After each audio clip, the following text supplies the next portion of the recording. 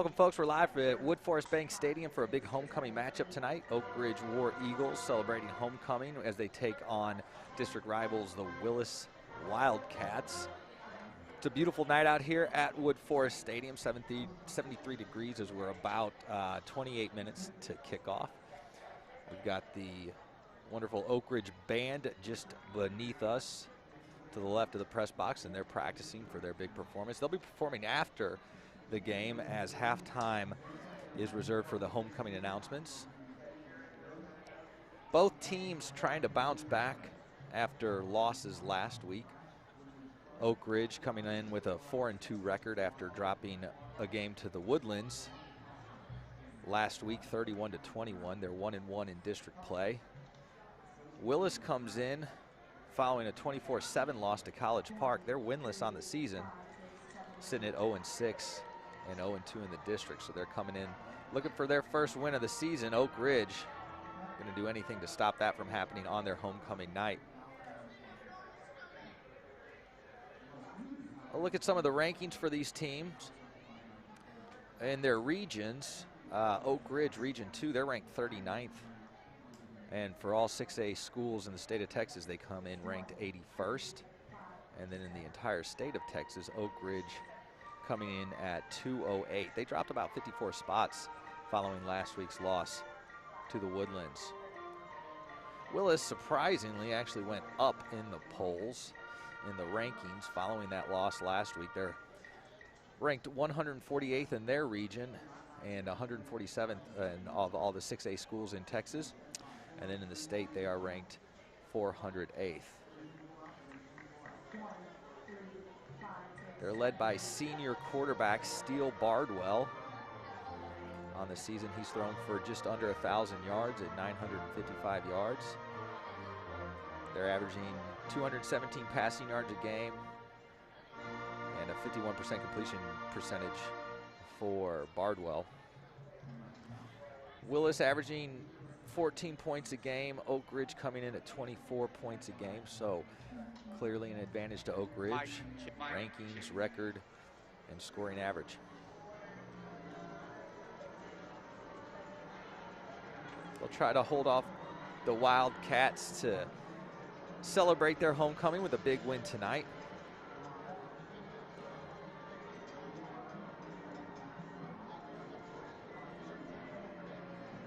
Teams are making their way into the locker rooms as they get prepared to make some final adjustments as they get ready for kickoff in 26 minutes here at Wood Forest Bank Stadium. Thanks for joining us tonight.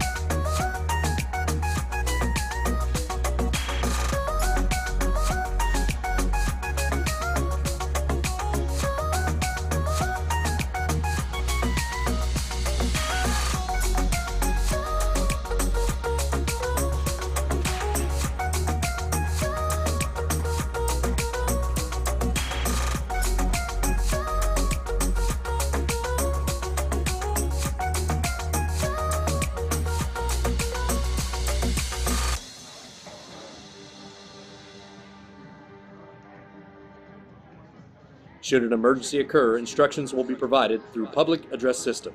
Public safety personnel dispersed through the stadium may also provide instructions to fans. It is important for people to remain calm and follow through the instructions. If there is a total loss of power, please stay seated and school district staff will provide further directions. Under special circumstances for safety purposes, fans may be required to evacuate the stadium. Should this occur, please follow the directions provided through the public address system and leave in a calm, orderly fashion through the nearest gate. Should a weather event develop, information and warnings will be provided through the stadium public address system. After an event would cause you to leave the stadium, you would be readmitted to the stadium once it's safe. To report a public safety issue, please inform a CISD police officer or school official.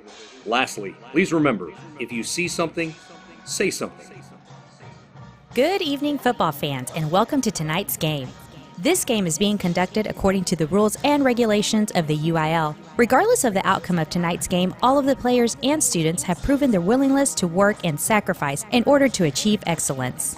This facility is also following COVID-19 risk mitigation guidelines as recommended by the UIL and state authorities. We ask that as a spectator, you help slow the spread of COVID-19 by wearing a face covering at all times unless consuming food or drink, maintaining at least 6 feet of distancing at all times from other groups and individuals outside of your household, and washing or sanitizing your hands often and avoiding touching your eyes, nose, and mouth with unwashed hands. We also ask that as a spectator, you consider the time and effort each of these teams, coaches, trainers, cheerleaders, dancers, and musicians have put forth. Cheer them on, applaud them, but do not, through any of your actions, cause them to doubt the value of their hard work. By your conduct, allow these young people to feel pride in their communities and schools. While your sportsmanlike actions may play only a small part in the outcome of this game, it will play a greater role in continuing to encourage competitive athletics. The game officials have been mutually agreed upon by school officials from both schools. Their role is not unlike any of those players, coaches, teachers, and school administrators. Without them, this game would not be possible. Their knowledge and application of the rules are a result of annual testing, years of study, and continual participation in clinics that further refine their understanding of the game. We ask you, as students, parents, and citizens, to demonstrate the kind of respect for these officials you would extend to any dedicated person in a position of responsibility. Enjoy the game.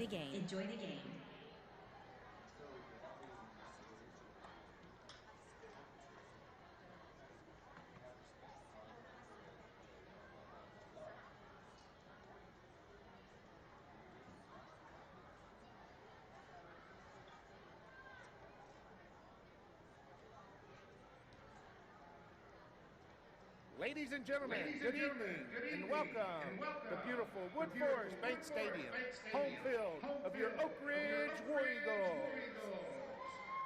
For another night of the finest football played in America, Texas high school football.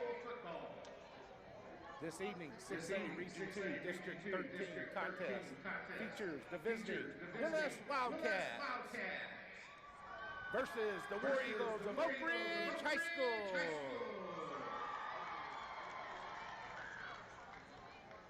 Superintendent of Schools for Conroe ISD is Dr. Curtis Knoll.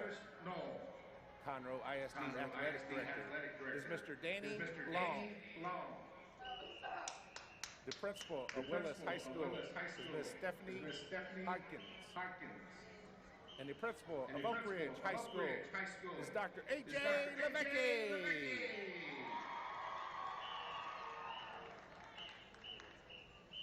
Texas high school football is known around the country for the great athletes who participate in UIL activities, but also it is known for the quality of character and leadership exhibited by their coaches.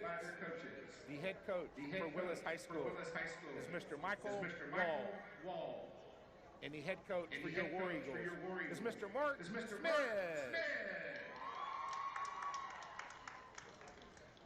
Ladies and gentlemen, please direct your attention to the center of the field. Before each game, members of the Good Sportsman League meet and exchange gifts that symbolize friendliness and good sportsmanship between the two schools. Representing Willis High School, they will have Kayla Lyons, Student Council President, Cole Arnold, Student Council Vice President, Rachel Smith, Junior Class Vice President, and Alexis Sanchez, Junior Class Social Officer. Representing your War Eagles, Kaylin Way and Ashley Elliott.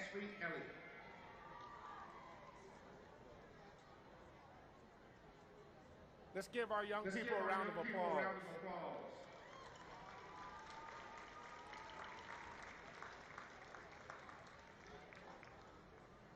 Ladies and gentlemen. No football game would be quite complete without one group of young people that really add to the total enjoyment of tonight's activities. Naturally, these are the cheerleaders. Representing the Willis Wildcats, senior, two-time All-American, cheer captain, Blair Laverne. Senior, three-time All-American Aubrey Russell.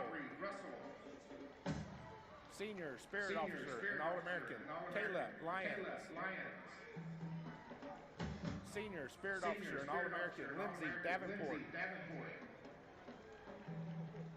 Senior, Madison Buckley. Senior, Brooke Smith. Senior, Ezra Garcia Perez as Wilhelmina the Wildcat. Junior, two-time All-American Madison Feist. Junior All-American Alyssa Luke. Junior All-American Maddie McCullum. Junior Emily Ann Smith. Sophomore, two-time All-American Chelsea Forrester. Sophomore All-American Jessica Holliday. Sophomore Chloe Henderson. Sophomore All-American Emma Atkinson. Sophomore All-American Ivy Wynn.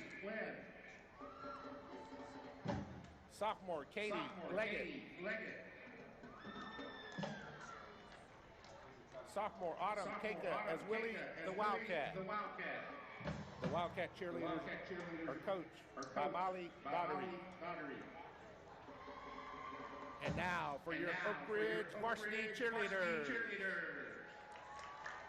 Senior All-American Ashley Elliott.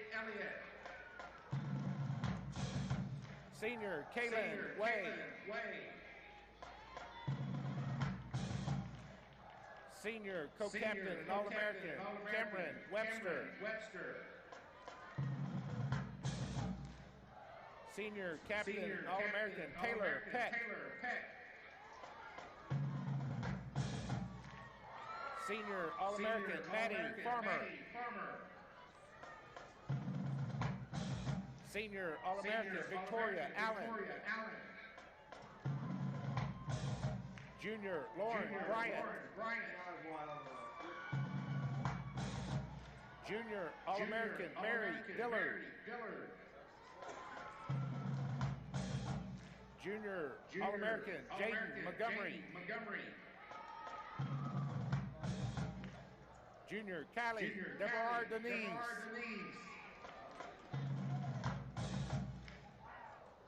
Sophomore All-American Kinley Ablin.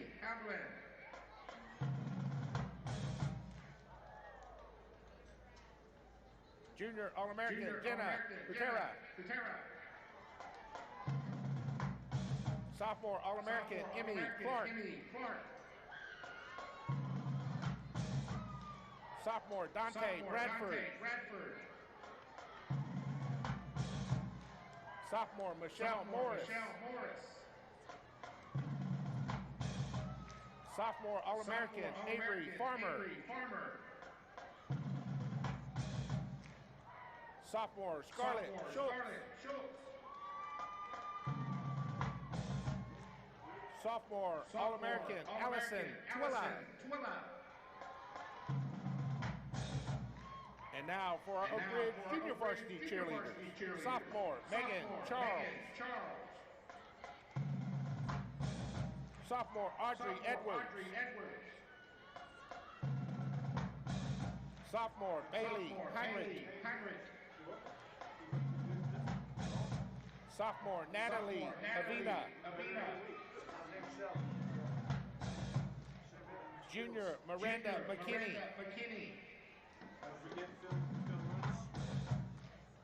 Sophomore Navia Sammy. Sophomore Caitlin Vick. And now our Oak Ridge freshman cheerleaders. Cynthia Alvarez.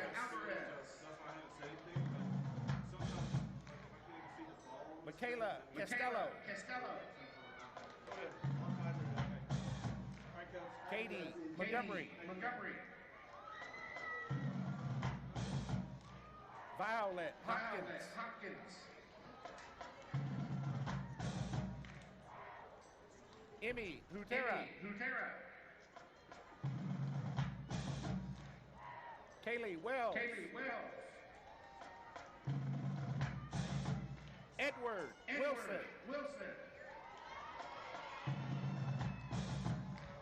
Abby Ott.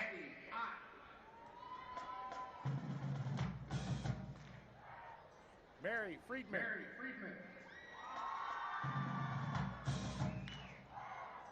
Alyssa Fowler. The cheerleaders are coached by Amanda Armour, Emily Butcher, and Brittany Wyman.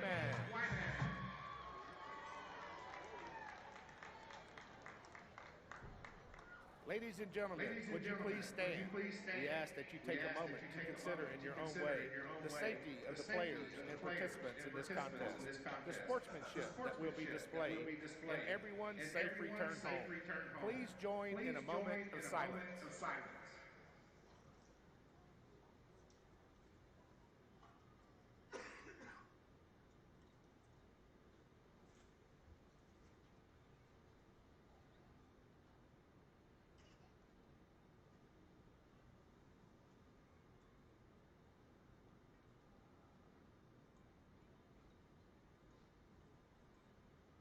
Thank you. And if you would, please remain standing for the playing of the school songs. First, the school song of Willis High School.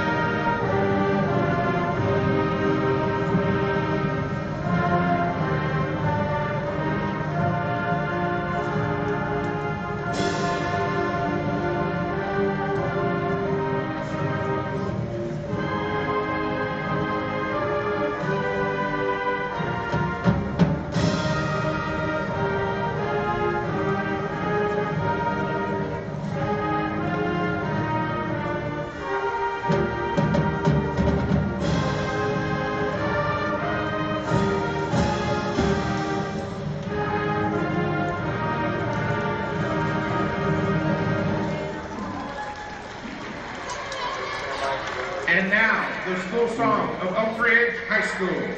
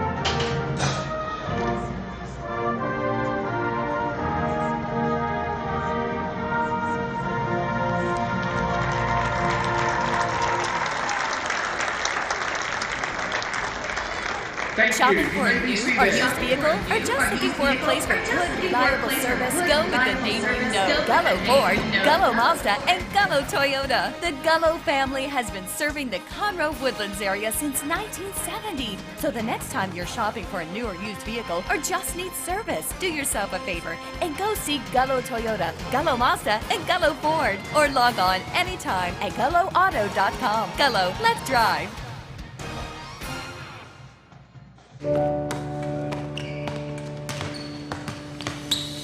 It's not enough to to be the leader in robotic-assisted procedures, if we're not by your side for every step of your recovery, guiding you back to what makes you, you. Because it's not enough to replace your knee if we're not getting you to the moments that can't be replaced. Memorial Hermann, advancing health, personalizing care. Resilience, strength, teamwork.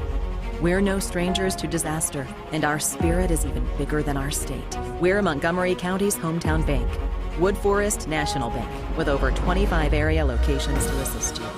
Proudly celebrating 40 years in business and supporting community partners such as Conroe Independent School District, Montgomery County Food Bank, Wood Forest Food Bank Center, Montgomery County Habitat for Humanity, Wood Forest Center. What if everyone could heal like a pro? As the official healthcare provider for the Houston Texans, we use our experience to treat every patient with the same elite level of care. Studying the human body at its peak to better treat it when it's not. That's the difference between practicing medicine and leading it. Houston Methodist, leading medicine. Please keep a minimum of 6 feet between your household group and others. Masks are recommended when you are not seated. Por favor de mantener un mínimo de 6 pies entre su grupo familiar y otros. Se recomienda usar mascarilla cuando no está sentado.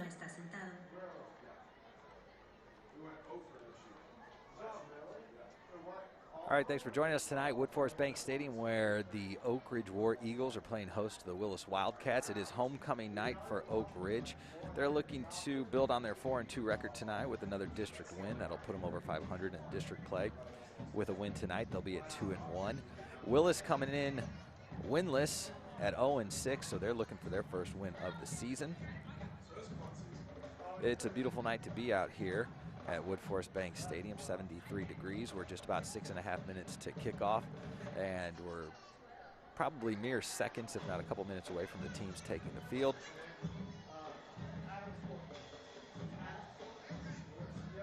Your Oak Ridge War Eagles are led by head coach Mark Schmid.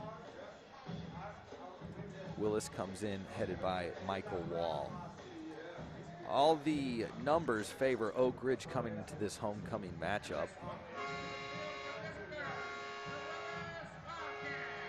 Willis comes onto the field first through their giant inflatable Texas W. They're sporting their white jerseys tonight, black pants, black helmets.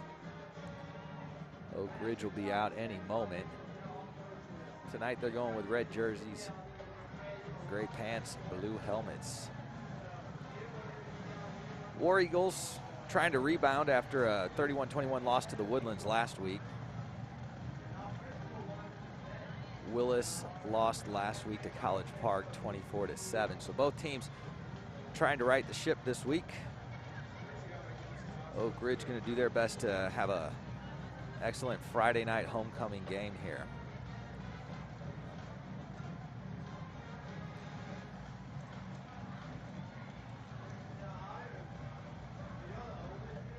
Last game that I had an opportunity to call for Oak Ridge saw quarterback Nick Osborne replaced by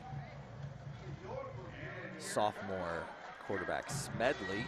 So it'll be interesting to see who starts the game under center for Oak Ridge as they enter the field through their giant War Eagle.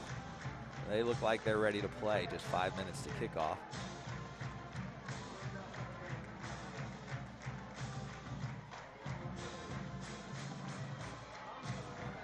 A good homecoming crowd tonight.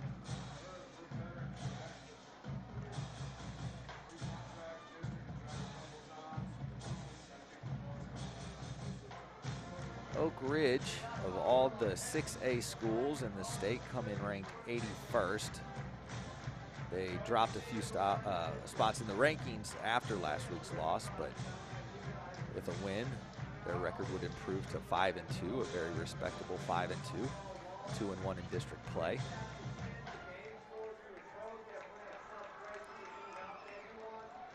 And because it is homecoming this halftime, will include the Willis Band performance and then the homecoming announcements for your Oak Ridge War Eagles. But you will get the Oak Ridge Band performance following the action of tonight's game. It will be a post-game performance. And the junior ROTC on the field with the colors for tonight as we get ready for the national anthem. Color guard team are home American flag and Commander Cadet Alter. Texas flag Cadet Santiago Baez. Right guard Cadet Pache. Left guard Cadet Akiri.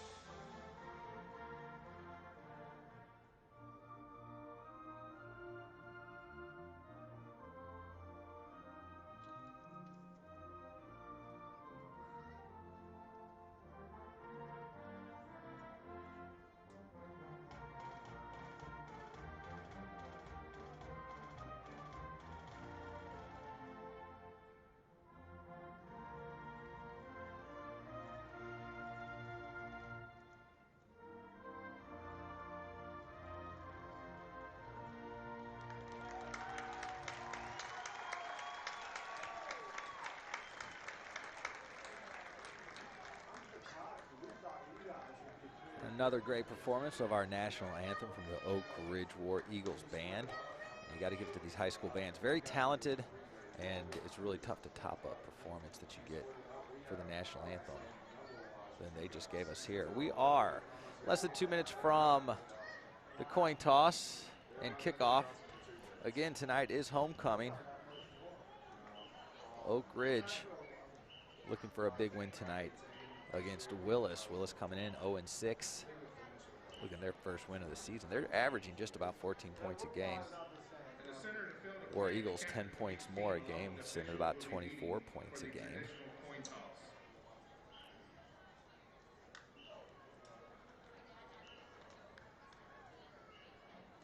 Captain for Willis, number 10, Chase. This is a good year. So senior linebacker Jace Hallbader out as the captain of Willis.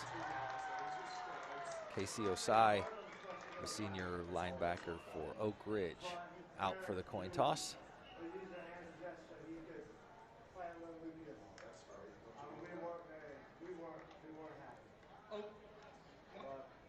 Oak Ridge wins the toss to first of the second half, so Willis will receive the first half kickoff, and they'll defend the north end zone.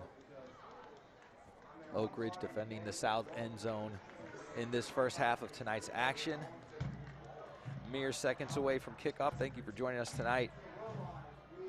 Live from Wood Forest Bank Stadium. This should be a good matchup. Oak Ridge going to look to get off to a fast start against this Willis Wildcats team who are trying to get on track for the season. Searching for that first win. Oak Ridge going to do their best to deny them.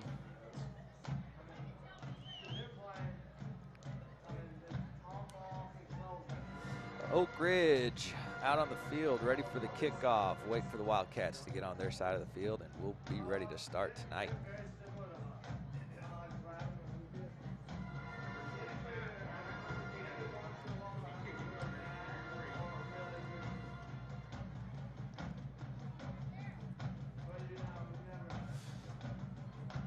Both teams ready. 2 men back to receive for Willis. They're set up inside the 10-yard line.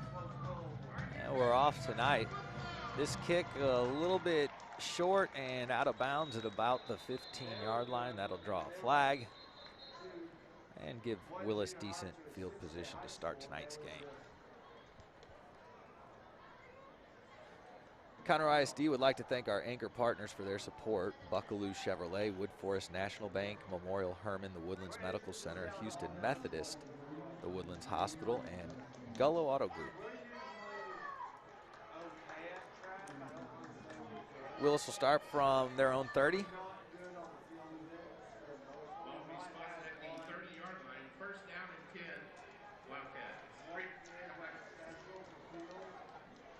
They'll line up with 3 wide receivers to the left, 1 wide right, 1 running back in the backfield for quarterback Steele Bardwell, senior who has just about 1,000 yards on the season. It's a fake handoff, quarterback keeper right up the middle. Significant yardage, enough for a first down, in fact, right at the 40. And that'll move the chains for Willis.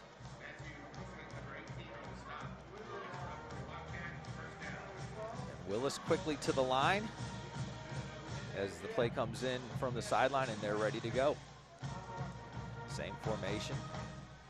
Running back in motion, going wide right, empty backfield for the quarterback. He takes the snap out of shotgun, looking downfield, looks for his receiver, and a wonderful catch by the wide receiver over the back of the defender. Brought down at the 21-yard line. That pass complete to Jacoby McCoy, the senior wide receiver. Well defended. Bit of a jump ball as he reached back behind him and over the shoulders of the defender to make that reception. Willis quickly to the line. 1st and 10 from the 22. It is a handoff, trying to take a sweep to the right. Met by tacklers just inside the 20 and brought down at about the 18-yard line. They'll mark it at the 17. That'll bring up 2nd and 5.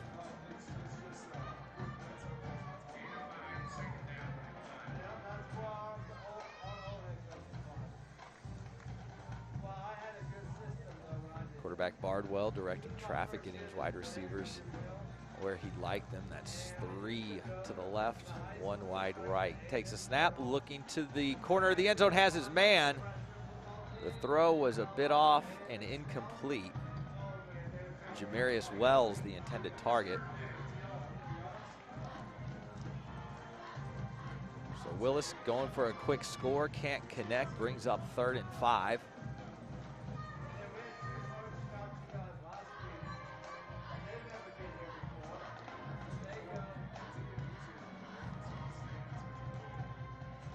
Bardwell in shotgun, sharing the backfield with Johnny McHenry, who leads the team with 90 yards on the ground. Looking for a slant pass, but misfires and throws over the head of his wide receiver, incomplete.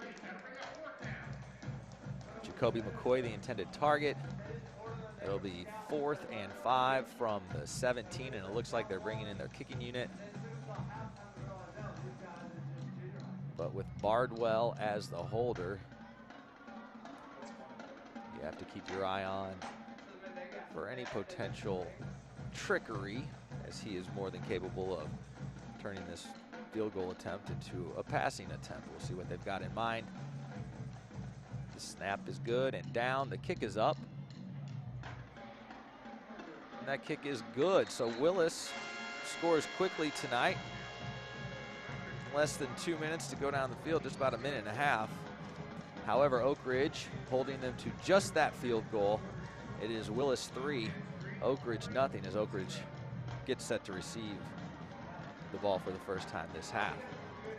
Conroe ISD would like to thank the press box sponsors for the 2020 season: BJ's Restaurant in the Portofino Shopping Center in Shenandoah, Buca de Beppo in the Portofino Shopping Center in Shenandoah, Buffalo Wild Wings, Portofino Shopping Center in Shenandoah, Chili's of the Woodlands, College Park Chick-fil-A, Culver's in Conroe, HEB Conroe Market and Harper's Trace, Manny's Barbecue in Conroe, McKenzie's Barbecue in Conroe, Raising Cane's of Conroe, the Woodlands, and Rayford Road, Red Robin of the Woodlands, and again a special thanks to Chili's Lake Woodlands for sponsoring the press box tonight.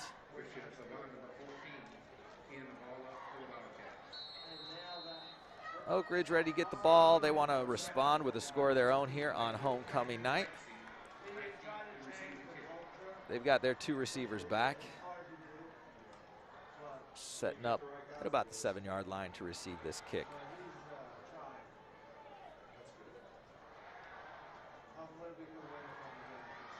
It's a high kick. It's pretty deep, and he calls for a fair catch, which will make this a touchback.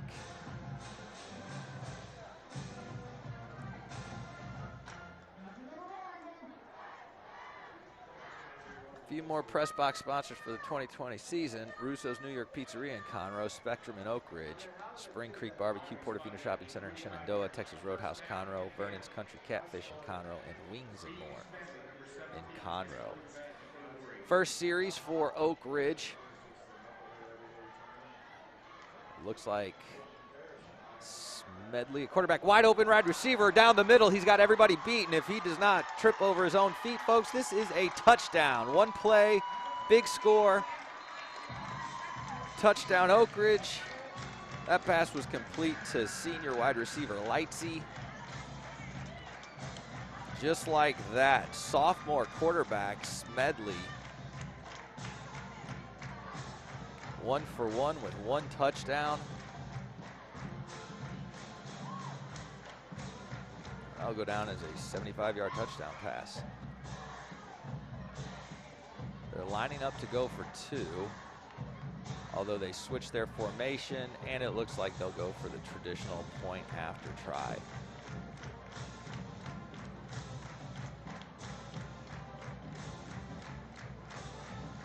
The kick is up. It's no good. There's wide left. So 6-3 is your score. And if you blink, you missed it. There's a play action pass and just drops it right into the hands of his wide receiver. There wasn't a chance he was getting caught. Oak Ridge has to be happy with that, although I'm sure they would have liked that extra point. 6-3. Taking the lead after just 1 play on their first series.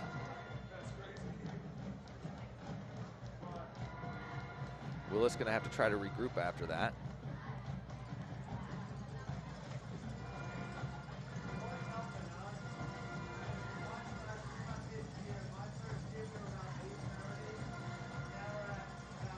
So 2 quick scores in about a minute and 40 seconds here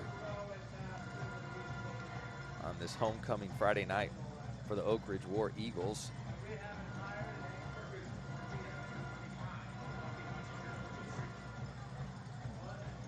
Willis has 2 back to receive. On the first kickoff of the night, Oak Ridge kicked it out of bounds. They'll try to keep this one in between the sidelines. And the kick is a squib kick. Recovered at the 26-yard line and brought to the left sidelines. This man breaks it, and he is going to be taking it down to the 20-15-10. He's got everybody beat for a kickoff return for a touchdown. So 2 quick scores back to back. Oak Ridge with the score on 1 play, and on the ensuing kickoff, the Willis Wildcats with a big return along the left sideline for a score of their own to go up 9-6 pending this extra point. They will also line up in the crooked formation, although they will shift into a more traditional point after try on the kick here.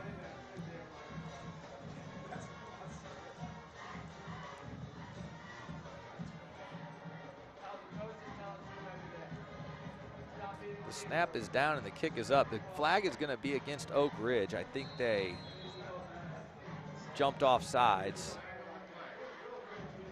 So with the kick being good, I would imagine this is a decline penalty, and that score will be 10-6 in favor of the Willis Wildcats.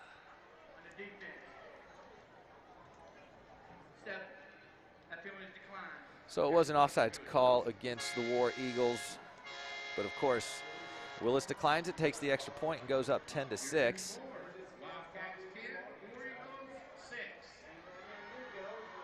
So by the direction of the early start of this game in the first 2 minutes, we might have quite a bit of scoring going on tonight.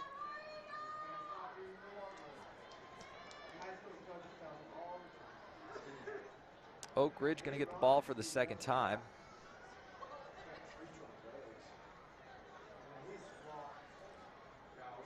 Smedley looking to keep it going under center tonight for the War Eagles. He is a sophomore. Quarterback is 1 for 1 on the night with a touchdown pass. They'll look to build on that momentum. Although that kickoff return takes a little bit of wind out of their sails, they'll try to get that momentum swinging back their way here on this possession.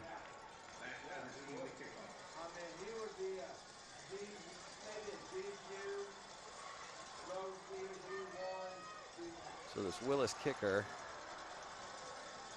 Christian Pavone, is a senior and has got quite the leg on him.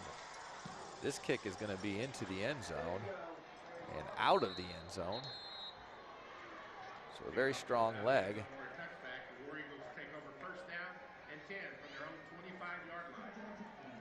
Oak Ridge will start from the 25, but that was no problem on their last possession. 75-yard touchdown pass. Right out of the gate for Oak Ridge tonight.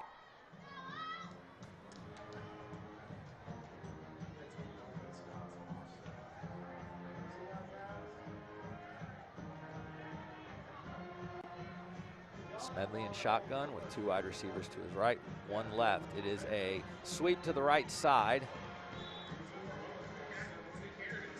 McCaskill on the carry, senior running back for the War Eagles. Positive yardage. They'll give him 3 yards on that carry to bring up 2nd and 7.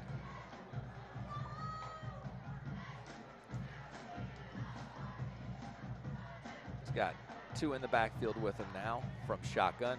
Takes the snap. And it seems to be a bit of a mix-up in the backfield, but the handoff is clean after all and breaks several tackles at the line to bruise his way up to the 46-yard line. You see here, it looks like a little bit of confusion with the running backs, but the handoff was clean, and McCaskill able to find some running room to get that ball close to midfield.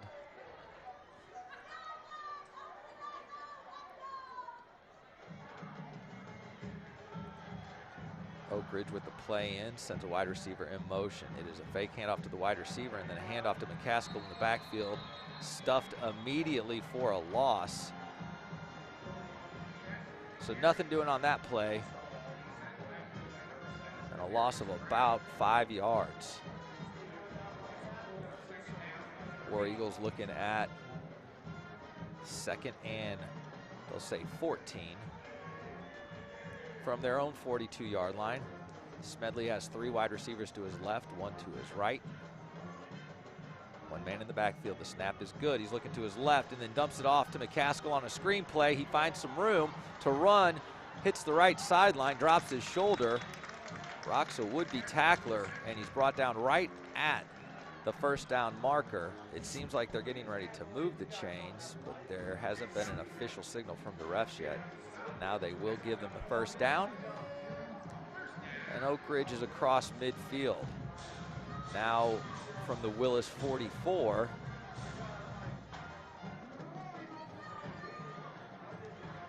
Oak Ridge has a 1st and 10. Smedley in shotgun takes the pass. Fake handoff to McCaskill. It's a quarterback keeper. He sweeps to the left side, brought down at the 40-yard line. It's a gain of, they'll mark it actually at the 39, so that's a gain of 5 yards. Bring up 2nd and 5.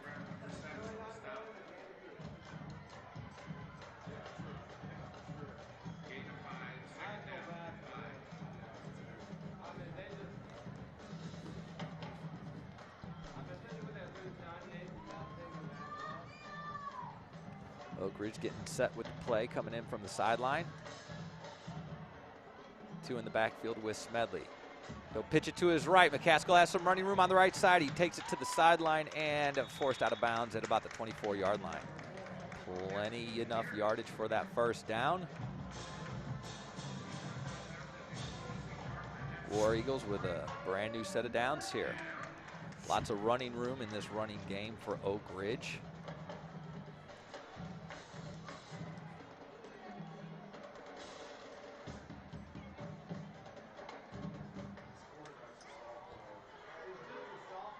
set at the line of scrimmage. Oak Ridge ready, takes the snap. McCaskill, he's going to keep it. Actually, Smedley's going to keep this quarterback keeper up the middle. That run is good for a touchdown. Looked pretty effortless on that. That was a designed option play where if he'd have read the defense, McCaskill would have gotten that ball. A good read by Smedley on the quarterback keeper. Nothing but room up the middle. And that'll give him a 12-10 lead over Willis pending this extra point.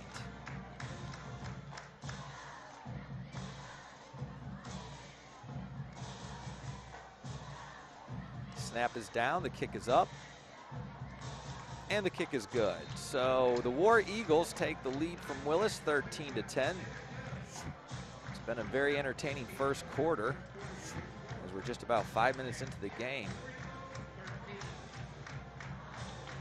And we've already seen 23 points combined. The Wildcats came in averaging only 14 points a game, so they've almost hit their average here in the first quarter, whereas Oak Ridge comes in averaging about 24 points a game, and they are also outpacing themselves.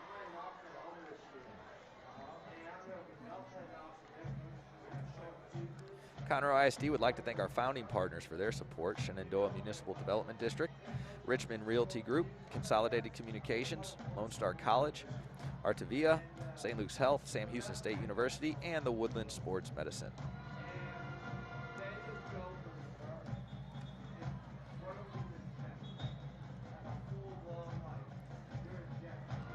So Oak Ridge has to be feeling good about their 2 possessions tonight, as both possessions end in touchdowns. They missed the extra point on the first score. That's why they sit at 13. Willis settling for a field goal on their first possession. And their touchdown score came off of a kickoff return on their last kickoff from Oak Ridge. So Oak Ridge going to be keeping an eye on that potential here. The kick again on the ground, this time to the other side of the field. It's bobbled at the 30. This is a live ball, covered and recovered by Willis at the 25-yard line. So clearly they did not want to see that return again. Kicked it to the other side of the field. And nearly recovered by Oak Ridge.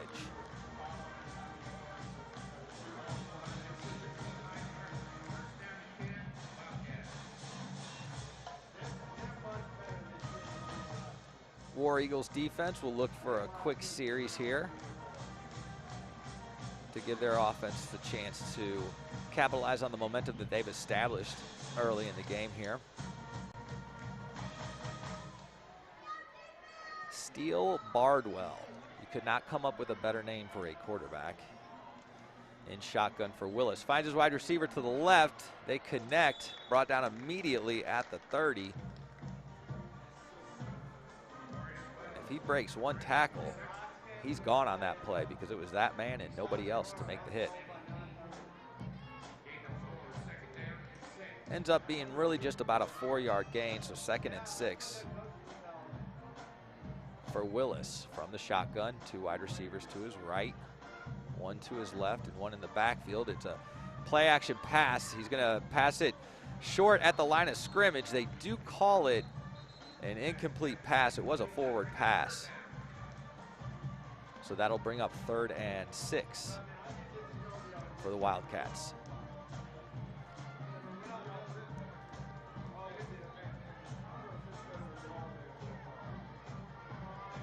Almost a dangerous pass.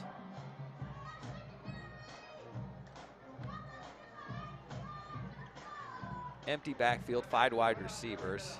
Oak Ridge has 3 down linemen.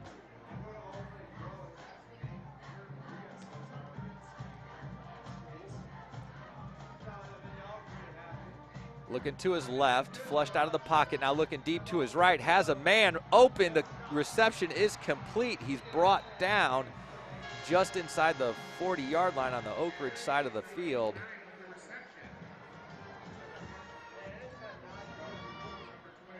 And a big 3rd down conversion for Willis, as they're now operating on the War Eagles side of the field from the 38-yard line.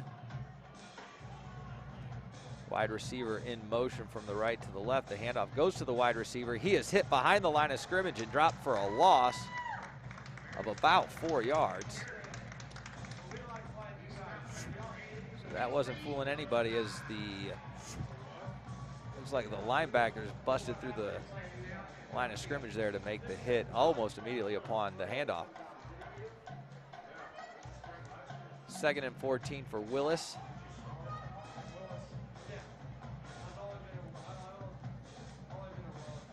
Takes the snap. It's a play action pass across the middle, slant route, incomplete, thrown a little bit high for his wide receiver.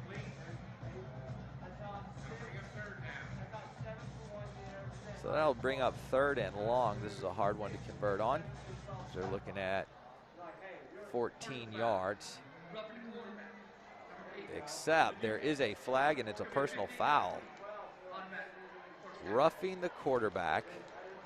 15-yard penalty and an automatic 1st down. So that is a tough penalty when the defense is doing so well and forcing a 3rd and long. So it's a new set of downs. 1st and 10 for Willis following that personal foul penalty.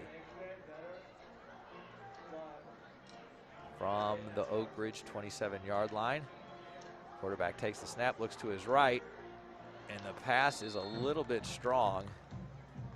Intended for Jamarius Wells, junior wide receiver who actually leads Willis with 28 receptions on the year and 430 yards. Another flag on the play, this one against Willis. A holding call will bring it back 10 yards. So just when Willis gets a big break and a free 15, they bring it back 10.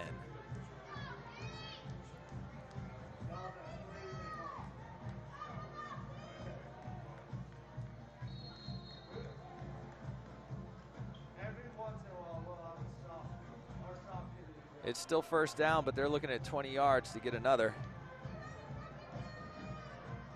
Operating from the shotgun, 3 wide receivers to his right, 1 to his left. Play action pass, looking deep, finds his man across the middle. He had him, but a pass just not on target. Intended for Jacoby McCoy. That'll bring up 2nd and 20.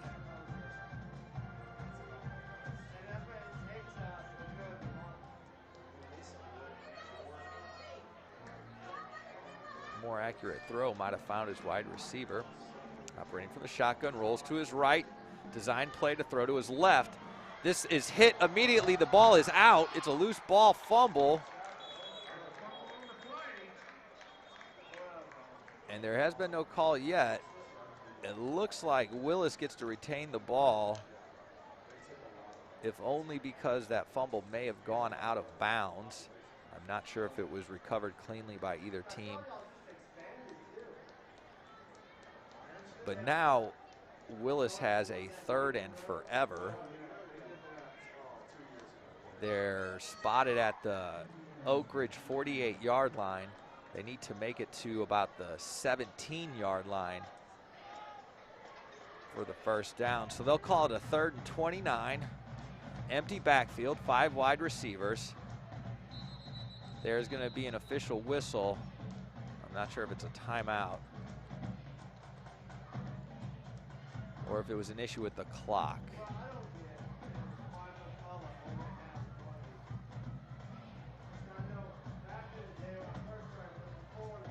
I have a feeling it's a clock issue, as the referee behind the Willis line was motioning for the clock to start, and perhaps it hadn't. They called the play dead. They're going to add 3 seconds to the clock. So that'll bring it to 5 minutes and 30 seconds left in this 1st quarter.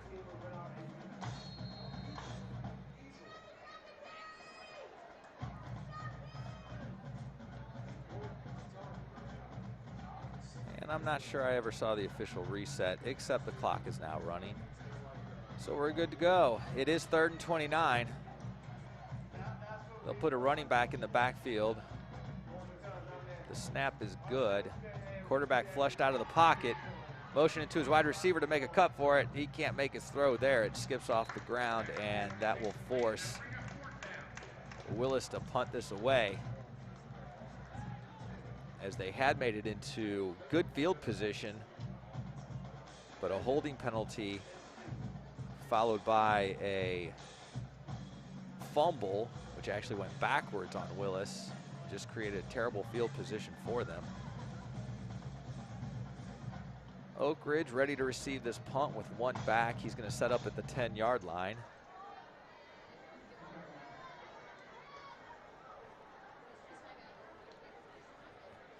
Oak Ridge looks like they have 12 men on the field, but he's off in time. The snap is off, but the whistles are blowing this play dead before the punt.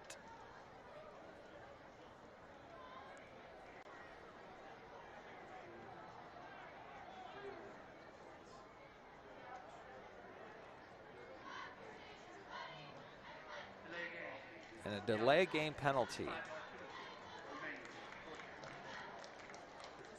Now, sometimes that delay game penalty is intentional to give your punter a little more room to operate. I'm not sure that is what actually happened here. But of course, you always have that to claim.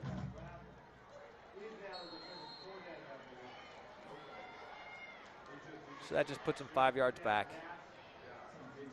Oak Ridge receiver back at the 15. It looks like they are bunched up on the line.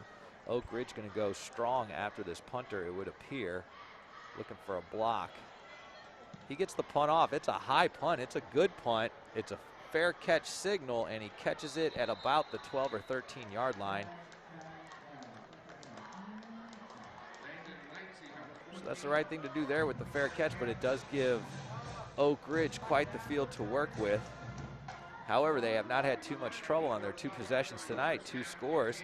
It is 13-10, War Eagles, with just under 5 minutes to go in this first quarter.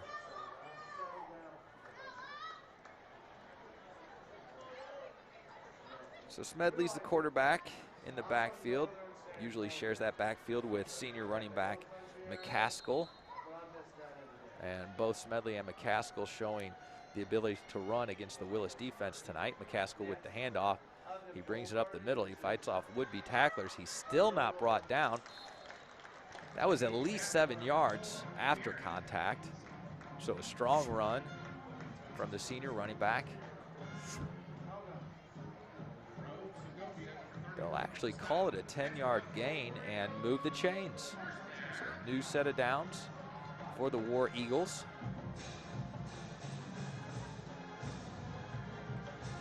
And the snap is good. Handoff again to McCaskill. Because why mess with a good thing? He's finding positive yards on nearly every carry, and this one is no different as he gets 3 yards.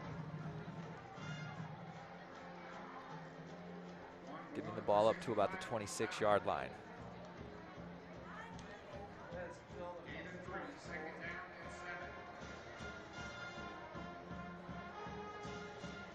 Both teams set at the line of scrimmage. Smedley with McCaskill in the backfield with him. McCaskill gets the handoff. Willis right there for the tackle this time. Brought back to just about the original line of scrimmage at the 23-yard line. So that'll bring up a 3rd and 10.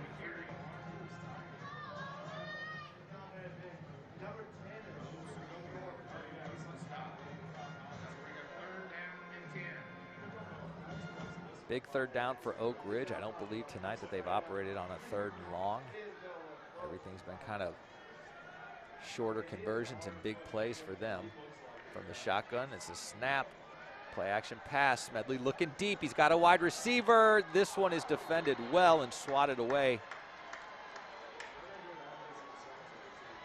That pass intended for Lightsey, the senior wide receiver. And that'll be a quick 3 and out for Oak Ridge, their first 3 and out of the night.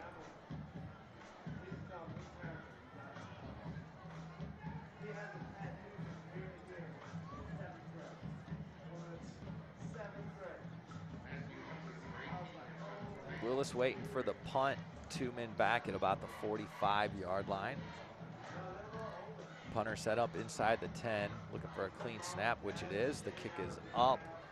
The punt going to come down about the 50, take an Oak Ridge bounce to the sideline and down right at about the 40, 41 yard line. So a shorter field for Willis to operate from, as they'll start from their own 41 yard line. 3 minutes, 4 seconds left in this quarter. Oak Ridge 13, Willis 10. It is homecoming night here at Wood Forest Bank Stadium for the Oak Ridge War Eagles. Looking to go 2-1 in district play. With a victory tonight, they'd also improve their record to 5-2. Willis going to stack the right side with 3 wide receivers. They're sending their H-back over to that side as well. It's going to be a screen pass. The pass is off target. I believe it is incomplete. And had he caught it, he would have caught it on the turf and it would have been down immediately. So it's almost better that that was an incomplete pass because he was a yard or two behind the line of scrimmage on that attempt.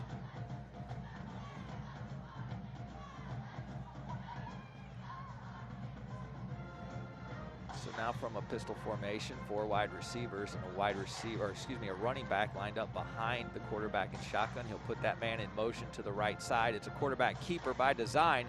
Takes it right up the middle, drops a shoulder, but brought down short of the 50-yard line at about the 47.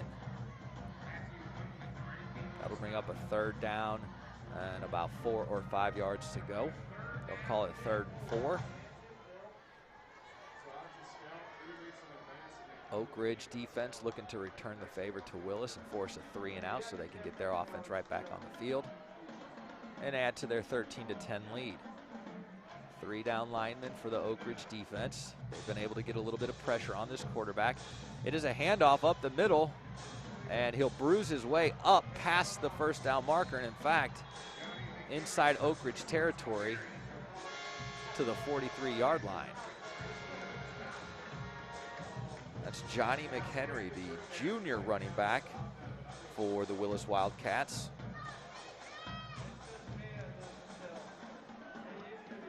They'll set up on the line at the 43-yard line, ready to go. Shotgun snap, play action pass, finds his wide receiver, hit immediately. Tackle made by Sammy Keith, the junior defensive back for Oak Ridge. Gain of about 7 on that pass, brings up 2nd and 3. Ball on the Oak Ridge 36-yard line. Bardwell, senior quarterback, in shotgun for Willis. Johnny McHenry in the backfield with him. McHenry with the handoff, drops a shoulder. It's going to take a lot of War Eagles to bring him down, which they do right near the 1st down marker. Enough for a 1st down. They're going to move the chains.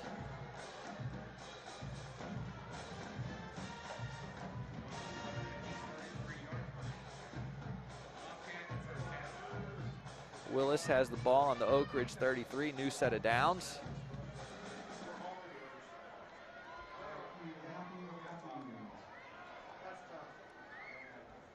Wide receiver in motion from the right side to the left. It's going to be a screen pass to that wide receiver, brought down at the 30-yard line. Tackle made by Dexter Green, junior defensive back for the War Eagles.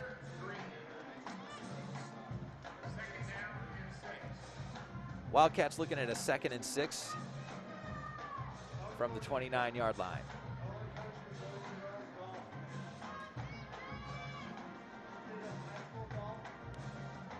Bardwell has 2 wide receivers to his left, 1 wide right. Slot receiver from the left in motion. They're going to hand off to number 8, hit immediately in the backfield. This will not go for any gain. Jamarius Wells with the carry. Tackled immediately by the Oak Ridge defense for a loss. That'll be the last play of the 1st quarter.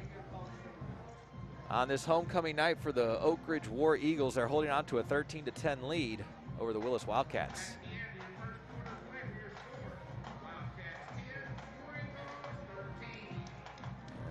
first fan cam moment of the game, my favorite, and we have a couple of inflatable waving arms. None in that group. You can't count the pom-poms. That's their job.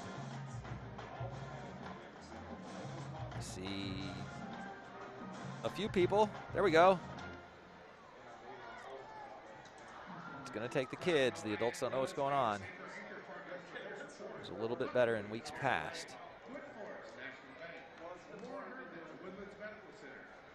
So a very entertaining first quarter here at Wood Forest Bank Stadium. A couple of big plays from Oak Ridge in that quarter. From the first play from their scrimmage was a 75-yard touchdown pass. And on their very next possession, quarterback Smedley with the keeper and a touchdown run of his own.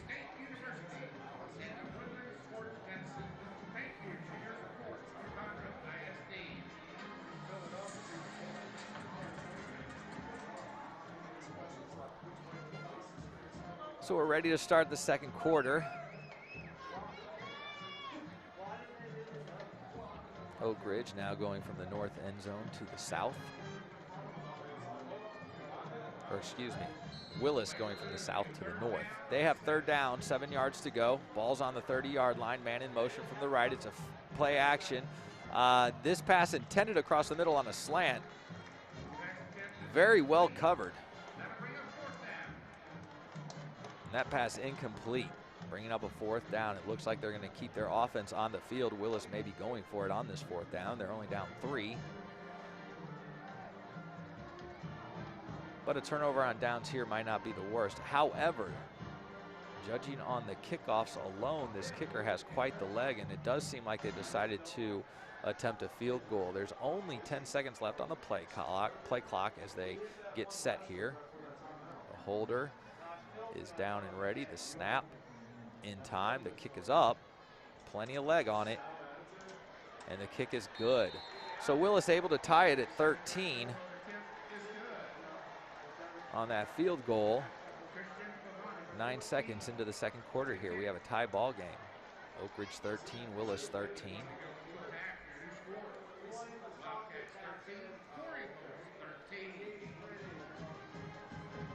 It's about a 48-yard field goal, if I'm doing my numbers right. There's no guarantee I am.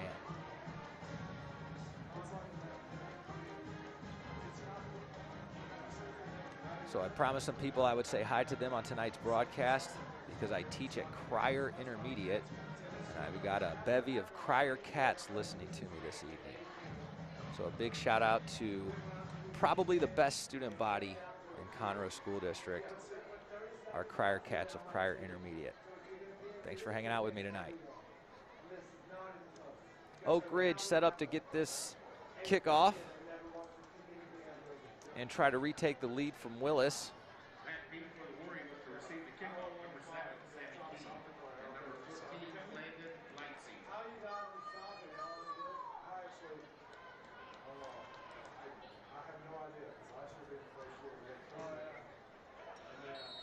Two men back inside the 10-yard line for the War Eagles. Willis has the ball on the tee, and they're ready for this kickoff. Again, their kicker has quite the leg. The last kickoff well into the end zone for a touchback, and that field goal at least 45 yards, if not a 48-yard field goal. This one's going to be too deep to return, and out of the end zone. There's a flag on this play.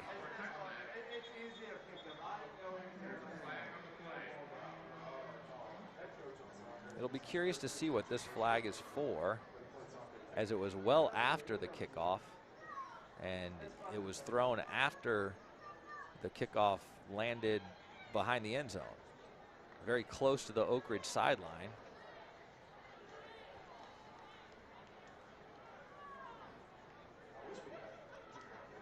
Waiting for the official call.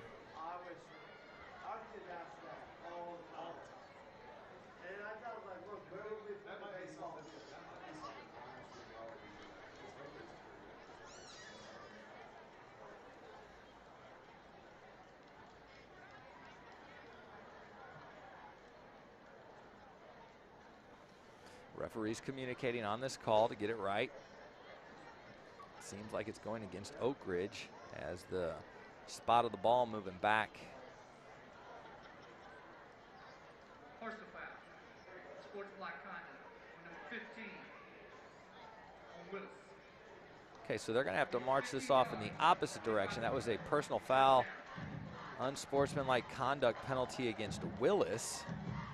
So it initially looked like they were marching it back further into Oak Ridge territory. This one's actually going to give them good field position as it's going to come out to the 40-yard line following that 15-yard unsportsmanlike conduct penalty against the Wildcats. So a big break for Oak Ridge, great field position. They'll try to capitalize here with a score of their own, tied at 13 with Willis.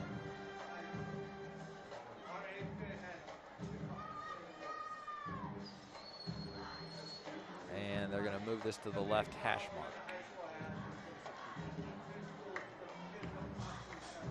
Now we're ready, it looks like. Two wide receivers to the right, one wide left. Smedley in shotgun with two running backs in the backfield. He'll take the snap, hand off to McCaskill, who cuts it to the left side, breaks another tackle, cuts it to the left sideline, and he's off. Well past all the tacklers inside the 25 to the 20, and finally brought down inside the 20-yard line. That run looked like it was going to go for about 3 yards, but he kept finding daylight and breaking tackles. What a great run from McCaskill, as he's a very patient runner on that play, finding his holes and then just using his speed to get past all those would-be tacklers.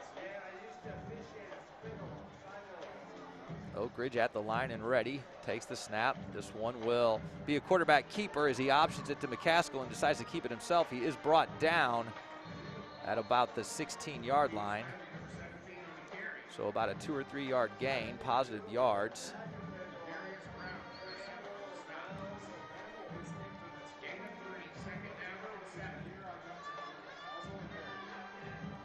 Oak Ridge, for the most part, able to sort of dictate what they would like to do on the ground so far.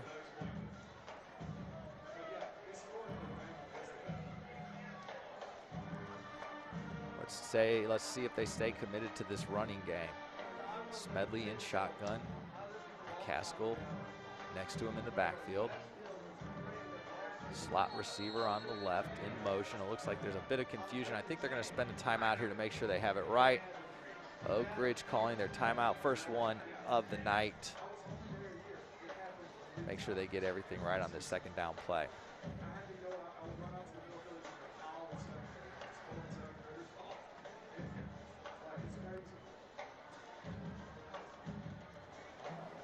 So it's a beautiful night here at Wood Forest Bank Stadium. I heard this morning that we hit a record high yesterday. I'm not sure if we made it today into the record territory, but I'm still showing us staying steady at 73 degrees, and it's warm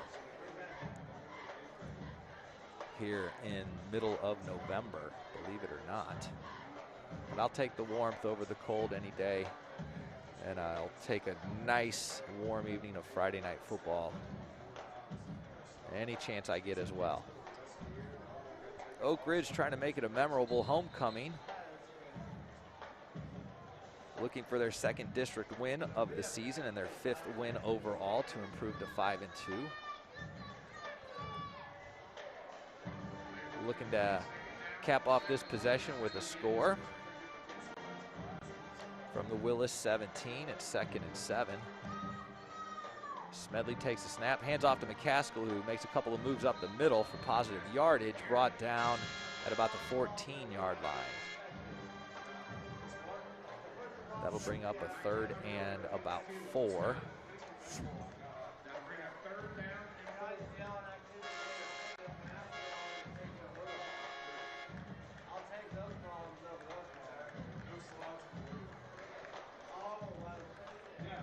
Oak Ridge getting set with 3 wide receivers to the left, 1 wide right, McCaskill in the backfield with Smedley. Actually, that is not McCaskill in the backfield. Smedley looking to his left to pass into the end zone. Nobody there. That's a miscommunication. I believe McCaskill, number 4, might have been the intended target on that play, but nowhere in the vicinity. It would appear the War Eagles are bringing out their field goal unit as they will attempt to retake the lead on this field goal attempt.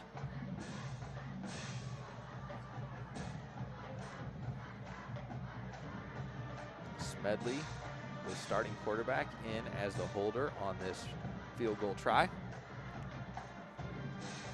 The snap is up, it's down, and then kick is up. Good, it would appear. Very good field goal kick there to give Oak Ridge the lead at 16 to the Willis Wildcats 13.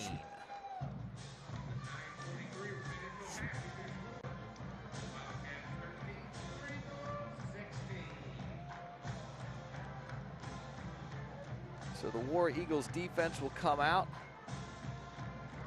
and try to hold Willis to a 3-and-out. Quick series. Get their offense the ball again and try to add to this lead here in the first half. Just under 10 minutes to go in this half. And again, it is homecoming, so the halftime show will include the homecoming announcements for Oak Ridge. That's always fun for the students and for the parents.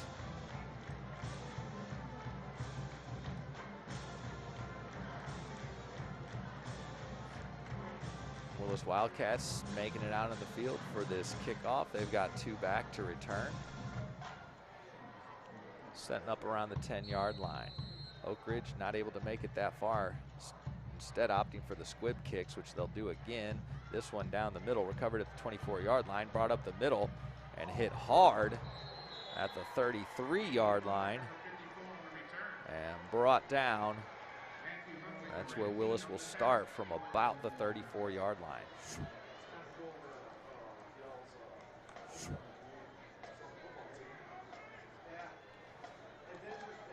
Oak Ridge trying to be extra cautious on these kickoffs, as they've already given up a touchdown this evening on a kickoff return. So each time they've elected to squib kick it, it's gone to a different part of the field.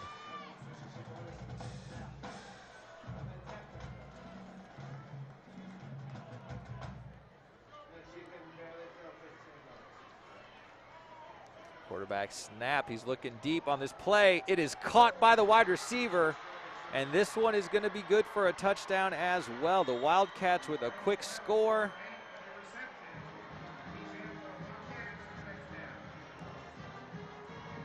That was a good pass and catch.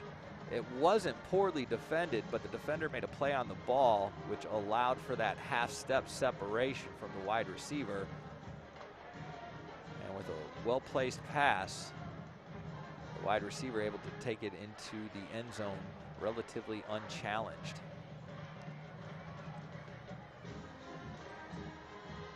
So Oak Ridge unable to hold on to that 16-13 lead for very long. Wildcats sitting at 19 pending this extra point. And the kick is up and good. So Willis sitting at 20 points, the War Eagles 16. Oak Ridge will get the ball here with 9.5 minutes left in the second quarter. Wildcats 20, War Eagles 16.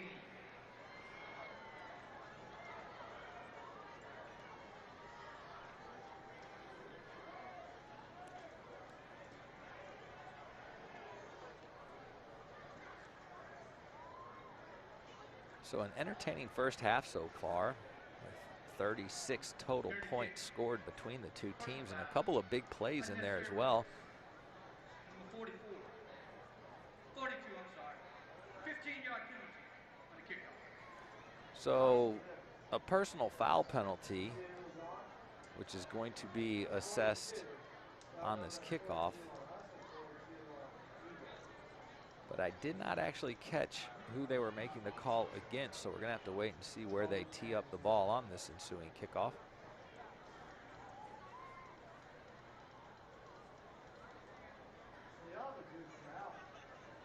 But this has been a fairly big play game when they have scored. It's been on some pretty big passes, pretty big runs, kickoff return touchdown. So both teams getting results from big plays. It would appear that that penalty went against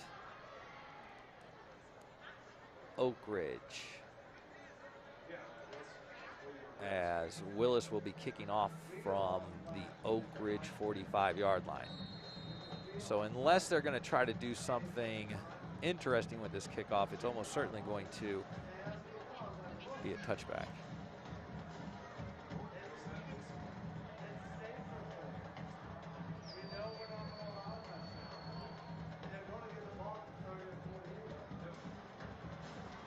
And this kick will go all the way to the scoreboard for a touchback. Oak Ridge getting the ball at the 25-yard line. They're going to have to respond to the Willis touchdown, trailing by 4.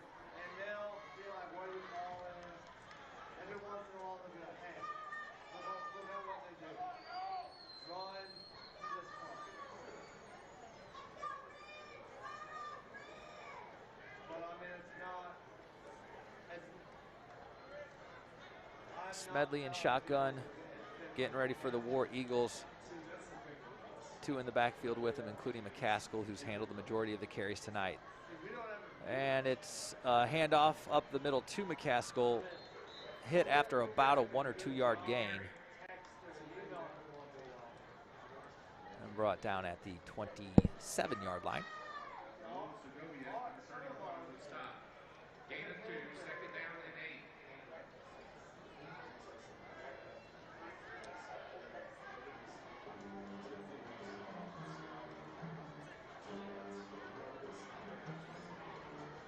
Oak Ridge not as spread out with their wide receivers, and there was a little bit of movement from the wide receiver on the left side of the line. It's going to be a false start penalty, and that is something that Oak Ridge did not want to have on this possession, as they're trying to wrest the momentum away from the Willis side of the ball and create a little momentum of their own.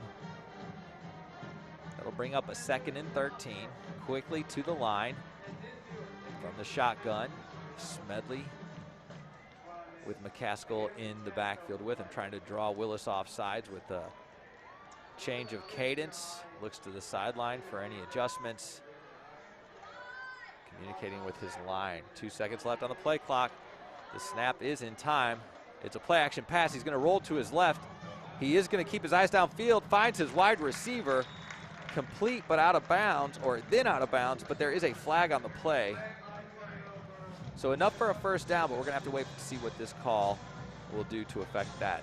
It appears that they're motioning against Oak Ridge, and the chains are actually coming back. So that would be a huge disappointment, as that was good for a first down. Illegal man downfield. So that's coming back, and you can imagine that they thought Smedley was going to tuck and run that. I have to admit that it looked like it from here, but you got to give it to the quarterback.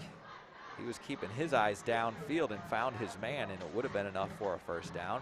But unfortunately, somebody got a little bit too far downfield, and that'll come back now. So they're making sure they step this off correctly. It's going to bring the ball back to the 17-yard line and give Oak Ridge a long 2nd and 18 to work with.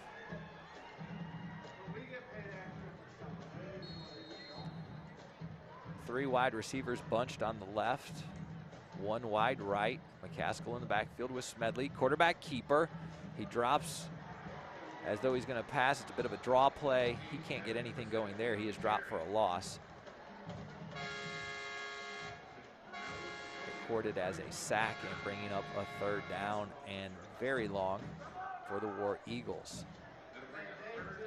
Be about 3rd and 19 from deep inside their own territory. The ball's on the 16-yard line.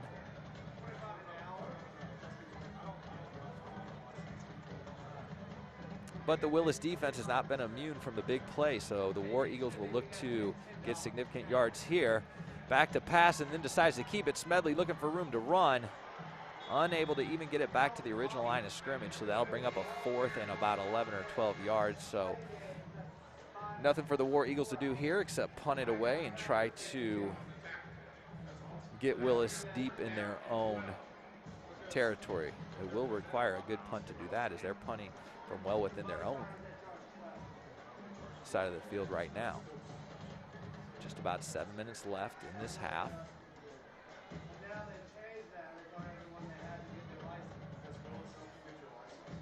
The snap is a little low. Punter with a good kick gets it off, and it's going back, drops at the 35, takes an Oak Ridge bounce, and then goes sideways on the 30, so they'll down it there. Not a terrible punt at all. In fact, quite a good punt to get Willis to start from their own 30-yard line.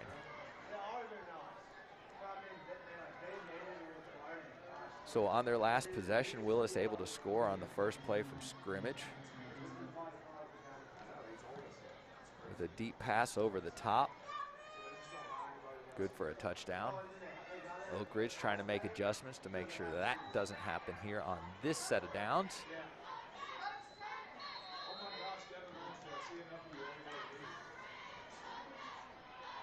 From the shotgun. It's a play action pass. They're going to look deep again. This one is thrown well short and actually hits the back of the helmet of the defender. Senior DB Douglas for Oak Ridge on the coverage.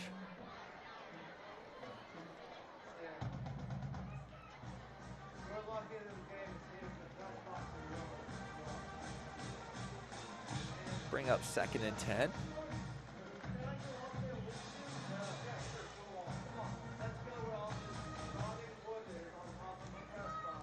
It's a good snap, short pass to the left sideline, makes a move past one tackler and then shoved out of bounds. That pass complete to Jamarius Wells.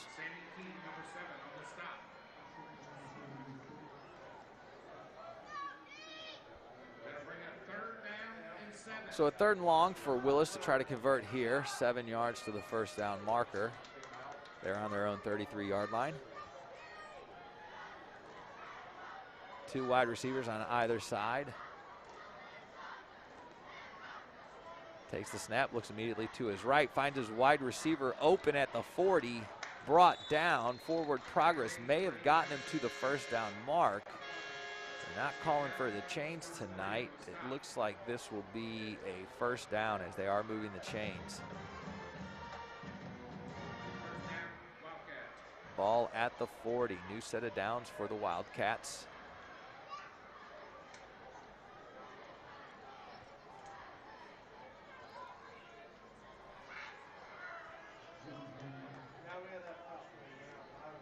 Bardwell in shotgun for Willis, waiting for the snap. Gets the snap and then rolls to his left. They're going to call this play dead, whistle it dead. It's a penalty flag thrown against Willis. Players on the field motioning for a false start. Let's see if that's the official call. It is a 5-yard false start penalty, bringing the ball back to the 35-yard line. It'll remain first down, 15 to go to pick up this first down. They got to make it to midfield for a new set of downs.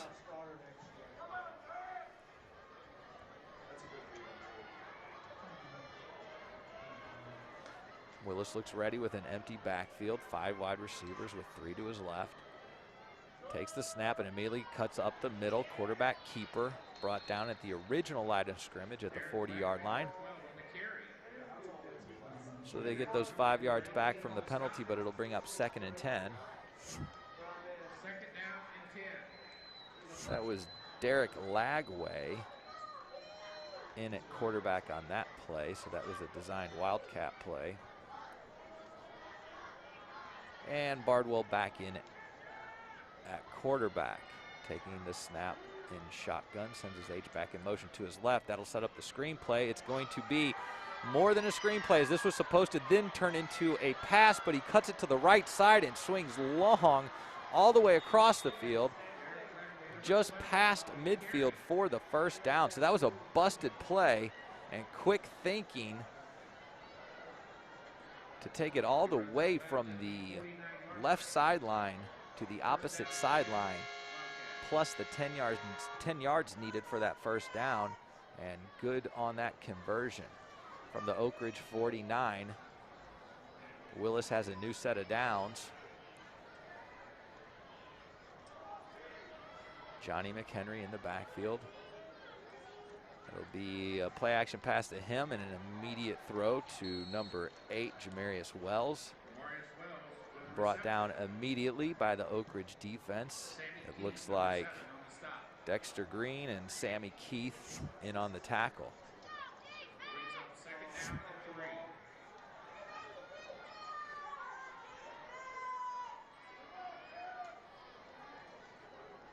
Second and 3.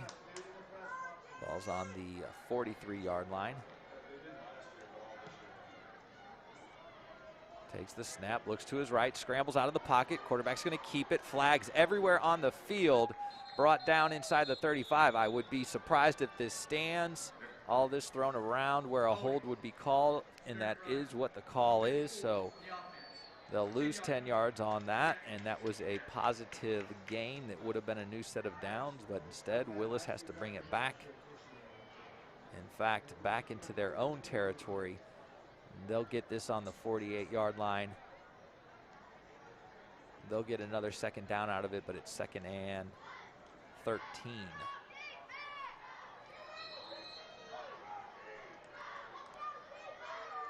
Out of shotgun with 3 wide receivers to his right. That's where he's looking.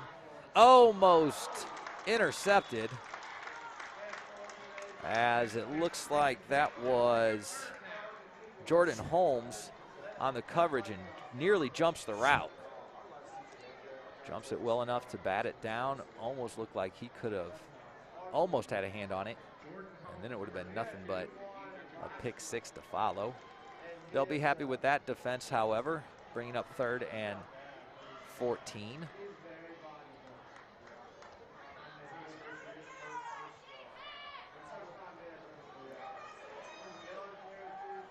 Willis setting up for this big 3rd down. Wide receivers unsure where to line up. They're going to have to use a timeout here to figure it out. Timeout for Willis. That's their first of the half. We have about 3.5 minutes left in the first half.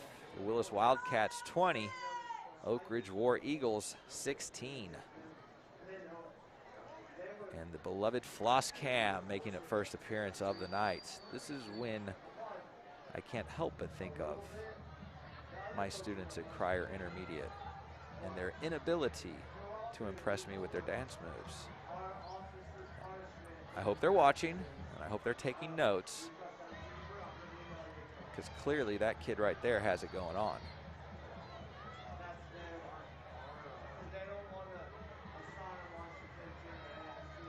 Not seeing a lot of it, just a lot of excitement. That's okay, but it is the Floss Cam.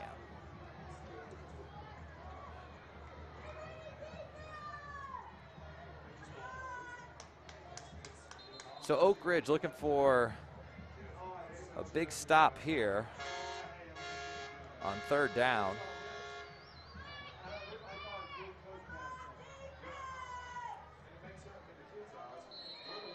Ball on their own 48. Willis needs 13 yards to convert. Out of the shotgun, looking deep, chased out of the pocket, brought down for the sack, a huge sack. And I want to make sure I give credit where credit is due. It looks like Jalen Wyatt, senior lineman, on the sack for the War Eagles. He busts right through the line. That quarterback never had a chance. And a huge defensive play by the War Eagles to not only force a punt on 4th down, but to push them back a little bit as well, to play a little bit of a field position game here, as we have just gone under 3 minutes left in the half. So Oak Ridge looking to convert. A huge, good punt. He's going to catch it and try to run with it from the 10. Breaks a couple tackles, brought back from behind at the 15-yard line. So too deep to fair catch. Didn't want to let it bounce, but the defenders were right there as he caught the punt and brought down rather quickly. So it'll be a long field for the War Eagles as they'll come back on with just over 2.5 minutes left. They're down 4. They have had a couple of big plays tonight, so they'll try to use this 2.5 minutes to get something started as they head into the locker rooms at the half. It'd be nice to take the lead away from Willis. It's a clean handoff up the middle. McCaskill brought down after about a carry of maybe 4 yards. They'll mark it at the 19, so we'll give him 3 yards on that carry. That'll bring up 2nd and 7.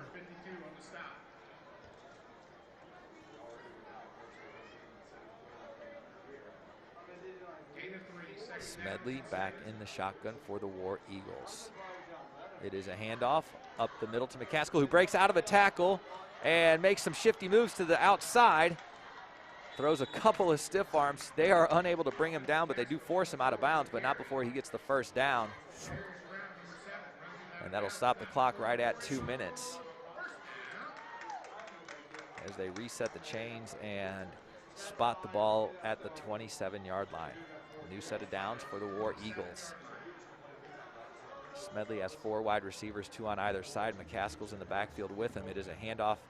No, he decided to keep it himself. Smedley running on the left side, brought down with a hard hit at about the 31-yard line. So that'll be a gain of about 4 yards. And it'll bring up 2nd and 6. The clock is ticking inside a minute and a half.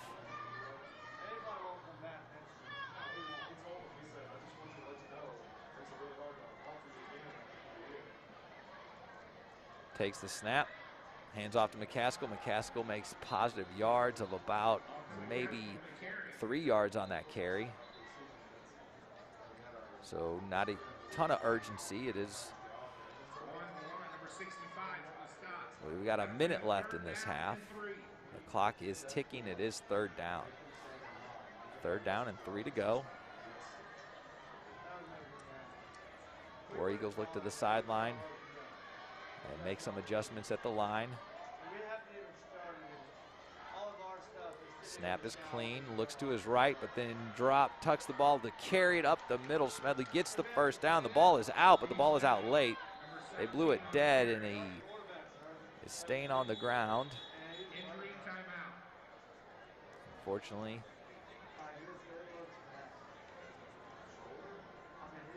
that hit strong enough to keep the quarterback down. He's being attended to now.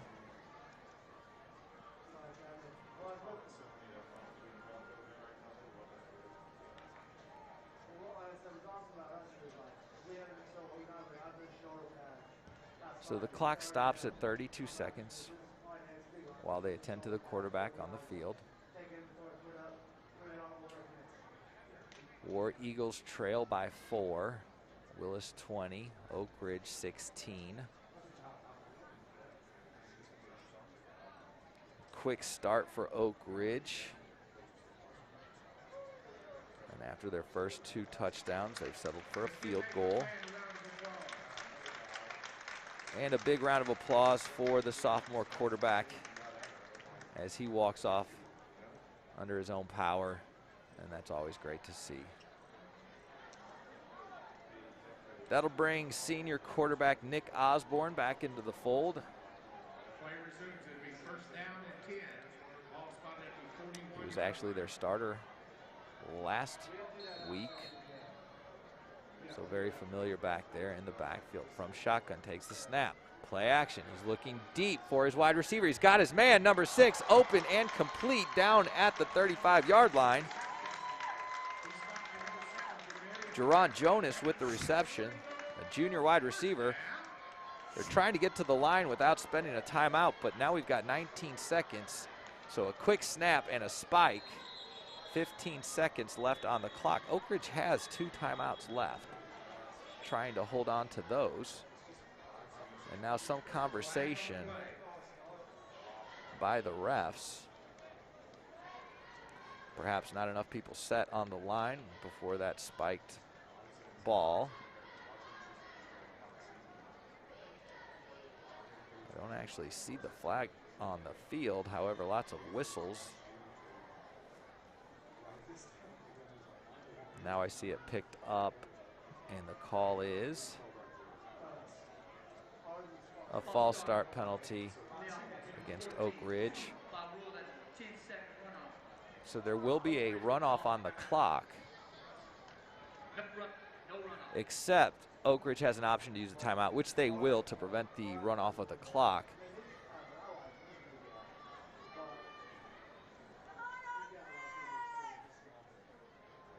Oak Ridge needs all the time that they can get if they want to add some points this half. 15 seconds left. They've got the ball on. I believe they'll spot it at the 35 following that false start penalty, or actually that was the original spot. It will come back to the 40. So they've got enough time for a couple of more plays here in the half. Just one timeout left.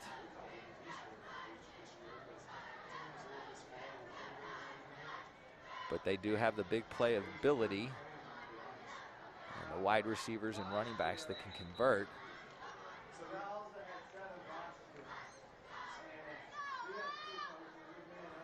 So senior quarterback Nick Osborne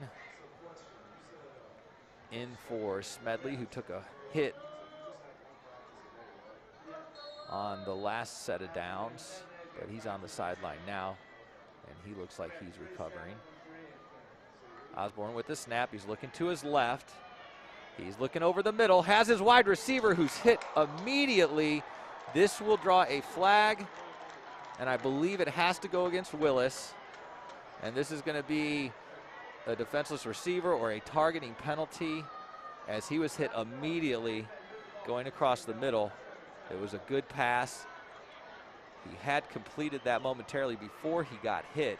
The flags came in almost immediately. So this has to be going against Willis, and this will be advantageous to Oak Ridge. The clock stops at 7 seconds. So depending on this spot, however, the football's coming back. And now they're stepping it off in the opposite direction, which would indicate a penalty against Willis.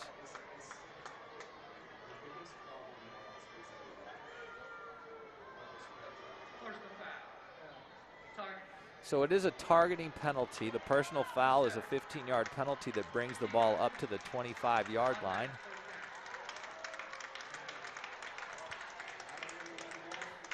Only 7 seconds left. Oak Ridge does have one timeout left. It will have to be a quick play if they don't make it into the end zone, and a quick timeout if they want to get any points out of this possession. They trail by 4, 20-16. And it looks like Willis is using a timeout to get themselves collected and ready for this very important play. It's been an entertaining first half.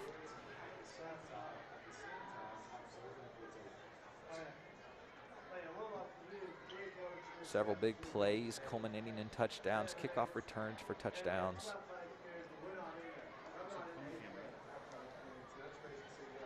Not much of a dancing crowd tonight.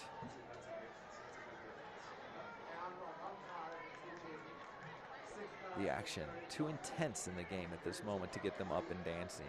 Lots of waivers. Yes. There's our dancers, but again, that's what they do. They don't count.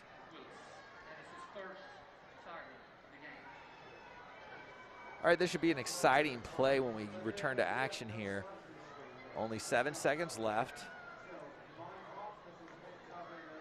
It is first down, but the down doesn't really matter with this amount of time left. They're either going to have to go for the end zone or a quick pass to a sideline, even across the middle. Just make it a quick pass and use that timeout so you can get set up to get some points off this possession heading into the half. Oak Ridge set at the line. Osborne in shotgun. Tries to draw some indication from the Willis defense as to what they're going to run. Makes a few adjustments, takes the snap. He's looking downfield. He's throwing it into the end zone. He has his receiver for a touchdown. A beautiful pass over the top. That had to be placed perfectly for that to convert, and that's exactly what happened. And a huge play for the War Eagles to take the lead with 2 seconds left in the half. It's 22-20. They'll try to make it a 3-point lead with this extra point. And the targeting penalty that gave them that field position proving to be very costly for Willis. The extra point is good. The War Eagles retake the lead 23-20 with just 2 seconds left. And here you see the pass, a beautiful pass and good separation. That is McCaskill on the reception. So not only leading the team out of the backfield with rushing, but able to convert through the air as well. So in the first half, Oak Ridge with 23 points, and that is just about what they've been averaging per game this year. So they've got to be pleased with what they're able to do on offense in that half against the Willis Wildcats. At halftime, looking to make a few defensive adjustments to keep the Wildcats offense from seeing the end zone as much in the second half, and to wrest complete control in this game from the Willis Wildcats. Oak Ridge celebrating their homecoming tonight. So the homecoming crowd very happy with the developments late in this first half. And Oak Ridge going to do anything they can to make this kickoff non-returnable, as they've already seen one kickoff return for a touchdown tonight. They'll keep it low and on the ground. This is a pretty good squib kick down to the 10-yard line. Breaks it off to the right sideline before he evades another tackle. Finally brought down past the 45-yard line, but no harm, no foul, because time's out, and we're done with the first half. Oak Ridge War Eagles 23, Willis Wildcats 20. Homecoming night and homecoming halftime. You'll get a performance from the Willis band and then a homecoming announcement from your home team, Oak Ridge War Eagles, with the Oak Ridge band performing post-game. Stick around for all the halftime excitement, and make sure you stick around for what's going to prove to be a very exciting second half.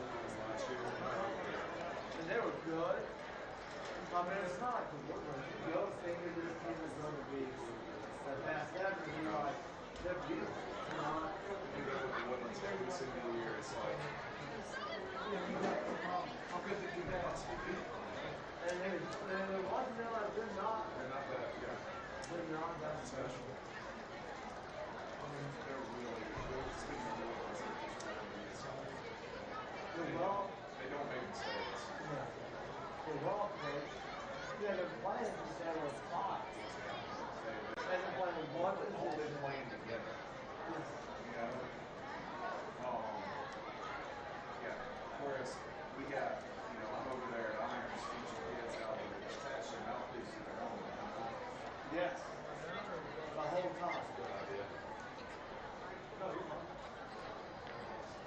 And then my favorite thing is, I mean, we'll grow up, we can really go. My greatest respect is greatest thing. So all the pads are already in the tank. Oh, it's so nice. They have to order their own. Oh, it's so nice. But even with those, if you cook kids, that they have their pads inside out. Yeah. But we were at work, we put the hands on backwards. We go, coach, this is a good couple.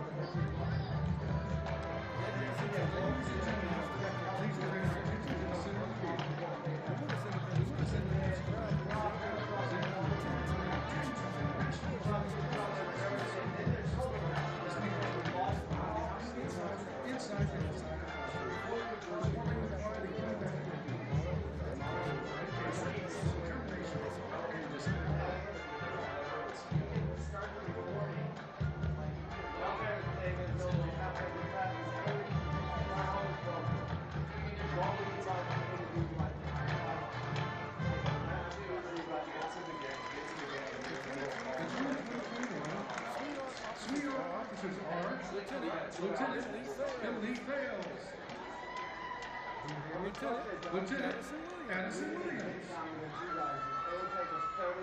Lieutenant Captain Addison Williams. And the 2021 captain is Ashley Barrera. We're still starting the game on it. We haven't even The 2021 Sweetheart Socials are Brooklyn Falling and Alyssa Platt. The Sweethearts are under the direction of Miss Katie Drew. Congratulations to the Spirit Girl of the Work Week, Shayla Wiley. And the dancer lead, Alana Furstenfeld.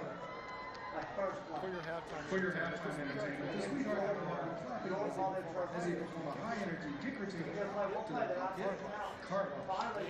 Dance ready, Sweethearts!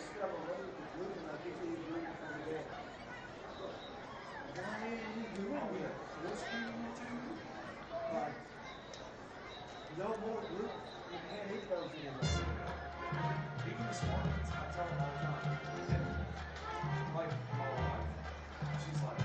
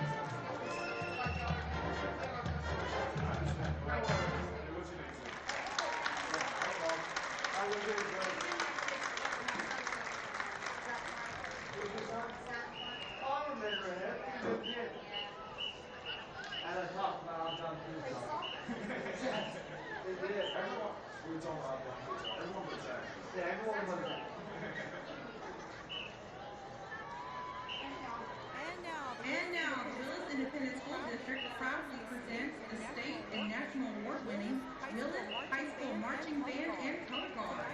Tonight, the band performs a portion of their 2020 show, The Planet.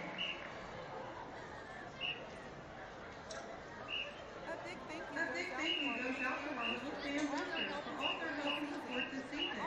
Also, a special thank you to our sponsors, Cruise Tire Shop, ERF Elevator Service, Sheriff Brand Henderson, First Class Generator Services, Heating Honda, K&K Construction, Yellow Ford, Eat Tavon, European Auto Service, and Wiesner.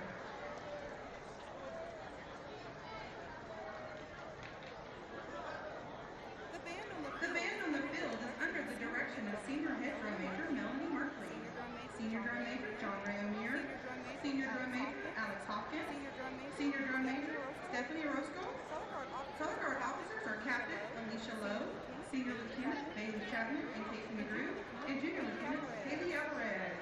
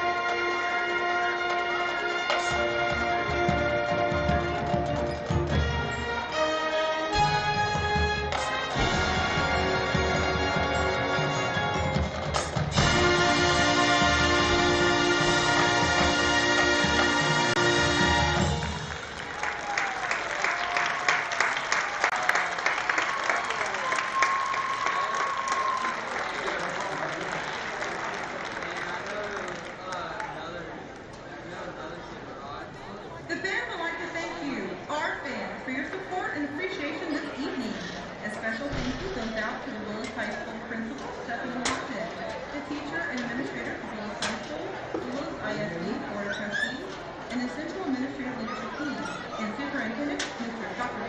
Tim Hartreiter. Go Wildcats! I need to adjust the camera. They don't see you. So I need to adjust too high.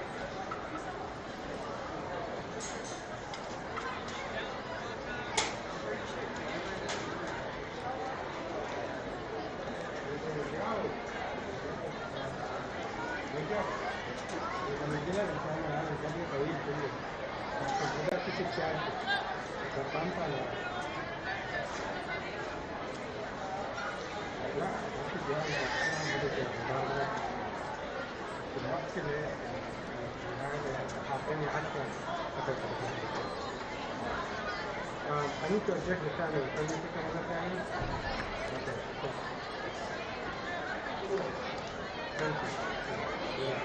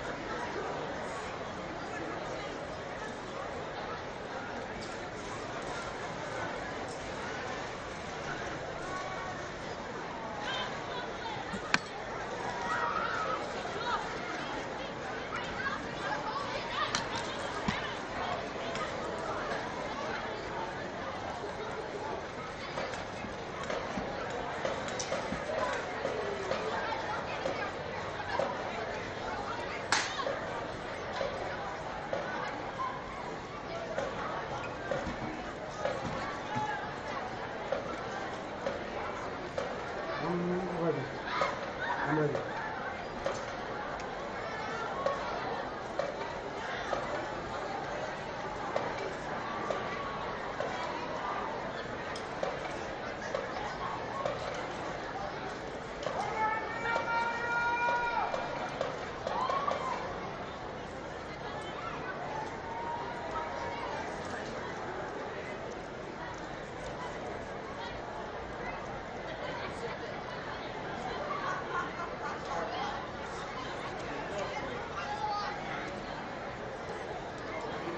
Ladies and gentlemen, please direct your attention to the field as we present the 2020 Oak Ridge Homecoming Court. We'd like to thank Oak Ridge Floor Design for providing tonight's floor arrangements. Now, joining the War Eagle Band, the Liberty Bells and Color Guard on the field to present the crowns, we have this year's Student Body and Student Council Vice Presidents, Reagan Woolbridge and Travion Sales, escorted by our Oak Ridge Principal, Dr. A.J. LeBay.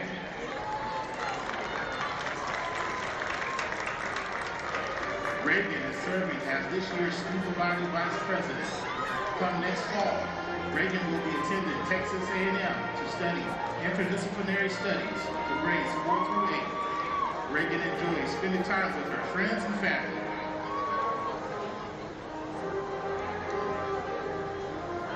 Travion has been part of the Oak Ridge Student Council for all 4 years of high school and plans to study biology so he can become a PA in the future. Travion enjoys spending his free time with his courses at his grandfather's farm. Next to the field are the Lord and Lady of Oak Ridge, representing class of 2024. Please welcome Katie Montgomery and Justin Milton Williams.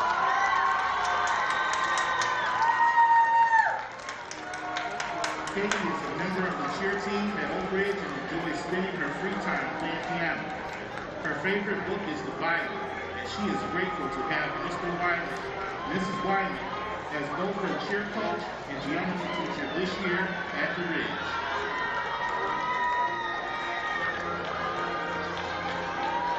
Justin is a member of the football team and enjoys playing basketball for Oak Ridge.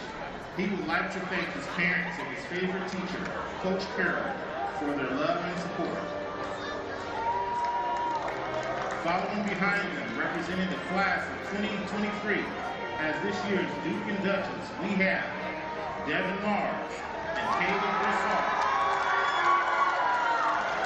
Kayla is a member of the Oak Ridge Little Rebels, and when she isn't dancing, she enjoys drawing and painting. Her favorite teacher at Oak Ridge is her Spanish 2 teacher, Senora Aguilera. She likes to live by Harry Styles' motto, treat people with kindness. She is grateful to her parents and sisters for their encouragement throughout her life. Love you guys. Devin is a member of the football team, and he also enjoys playing first base for his club baseball team. People like to thank Mrs. Zemer and Mrs. Polito for making him the greater wearer tonight. Lastly, thank you to his parents for their support.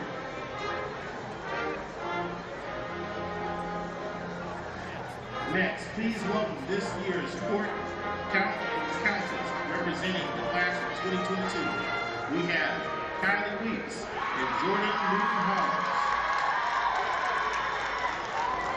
Kylie plays on the varsity team and basketball teams at the Ridge and also enjoys Taekwondo, where she competes annually. She enjoys upcycling, clothes, sewing, and volunteering at food banks in her free time. Her favorite Bible verse is from Romans 5:3, and it reads, "Rejoice in our suffering, knowing that suffering produces endurance."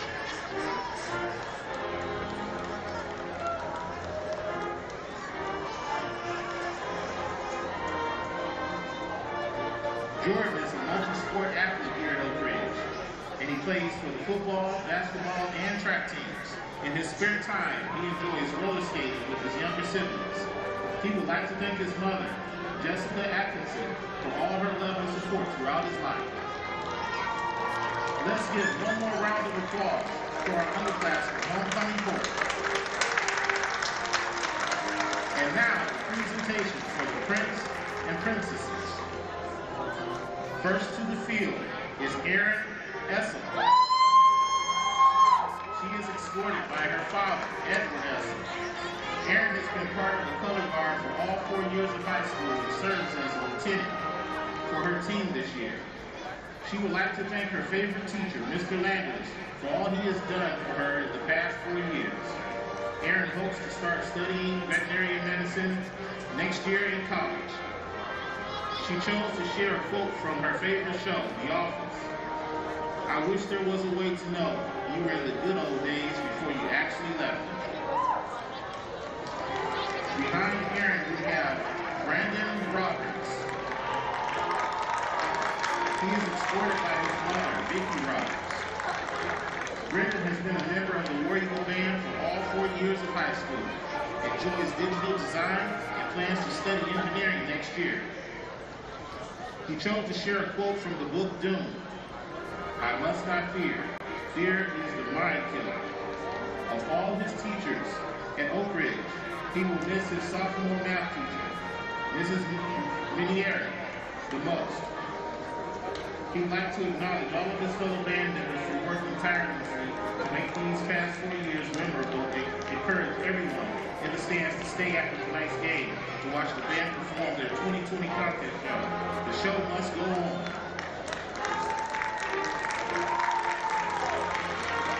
Next we have Jillian Johnson. She is escorted by her mother and biggest supporter, Angela Johnson. Jillian has been in the Oak Ridge Choir for 4 years now and plans to continue singing into college. Next year, she will start her journey in becoming a dermatologist and plastic surgeon. Jillian enjoys hanging out with her friends, working out, and listening to music. She is thankful for all her teachers, especially Mrs. McKinney, for helping her reach her goals.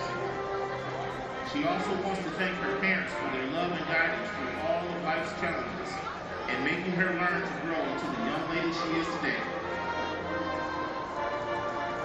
Behind Jillian follows Rod Hobbs. Next to the field is Rod Hobbs and his mother, Donna. Rob wants to thank each and every one of his friends for nominating him out here tonight. For the future, Rod is interested in business and finance and studying at ODU in Virginia so he can take over it and become an entrepreneur like his father. The teacher he's going to miss the most from high school is Mr. Locke, as well as his old wrestling coach, Coach Gordon. Rod has chosen to share one of his favorite quotes by Lil Uzi Vert. I'm just doing me, and to me, that's what got me this far. If there's any takeaway that Rod wants to remember by that is that he wants everyone to always be positive, no matter how negative life gets. And also that Rod is simply built different. The third candidate for Queen is Samantha Grader.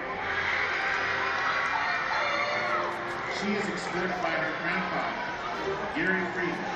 Samantha is a senior here at Oak Ridge, and she would like to thank her family, friends, and Mrs. Presbolewski for always being there to support her and for helping her get to where she is today.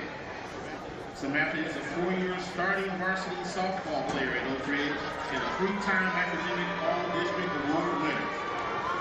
She just signed her national letter of intent on Wednesday to play D1 softball at the University of Louisiana, Lafayette. She is planning on receiving her bachelor's degree in kinesiology and her master's in physical therapy. Next up is Joe Fettler. Jed is escorted by his mother, Tasha Fettler. He has been part of the Oak Ridge baseball program since freshman year and the basketball program for 3 years. Jet plans to attend Fort Scott Junior College on his baseball scholarship and will be majoring in sports management. He wants to thank his fellow classmates and friends for making his 4 years of high school a great memory. Following Jet is Micaiah Colson. She is escorted by her father, Ron Colson. Next year, Micaiah plans to study agriculture, teaching at Sam Houston University. Over the past 4 years at Oak Ridge, she has enjoyed her time at Color Guard and FFA. The quote she chose to share is, I'm not Christian because I'm strong and have it all together. I'm Christian because I'm weak and admit I need a Savior. Next to the field is Caden Barnes. He is escorted by his mother, Brittany Simac. He has enjoyed being part of the FFA with Mrs. Wilson the past 4 years in Oak Ridge. Next year, he plans to continue his studies in automotive technology. He enjoys drawing in his free time and chose a verse from the book of Matthew to share. Be the salt of the earth. Followed by Hayden, we have Rosie Hernandez Collins. She is escorted by her mother, Dalia Tavares. Rosie will soon finish earning her cosmetology license, which she will put into use in the coming years as she studies for an associate degree in business. She is part of a key club at NEHS. In her free time, she enjoys photography and filming.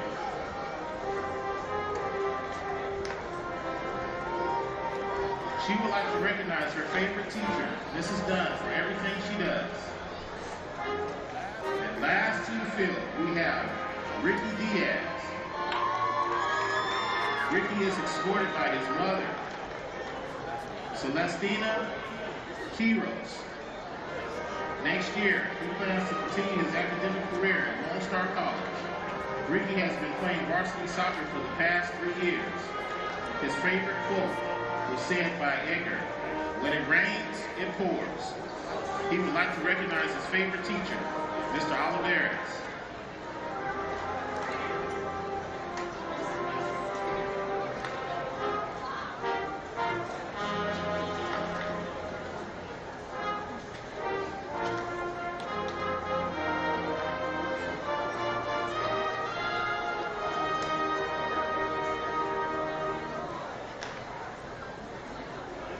Please join me in congratulating all of our homecoming court representatives.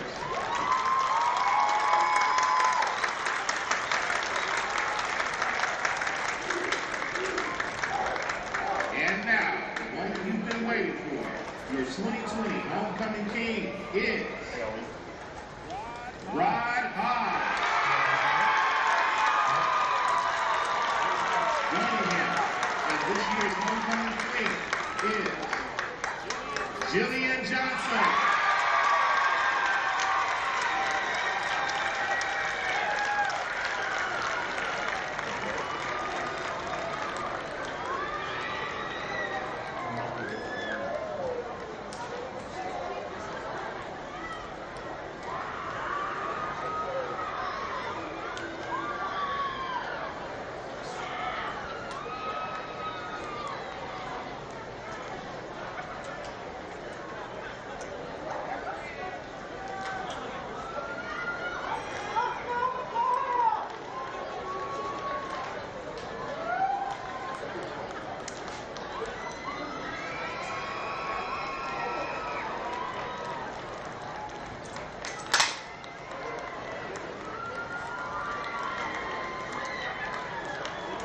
Please congratulate our homecoming court once again.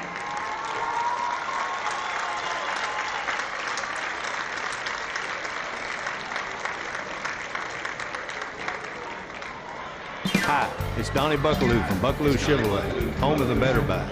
Buckaloo Chevrolet is here to help you with all your transportation needs. Visit us in Conroe or shop BuckalooChevrolet.com. See you soon. It's a better buy at Buckaloo.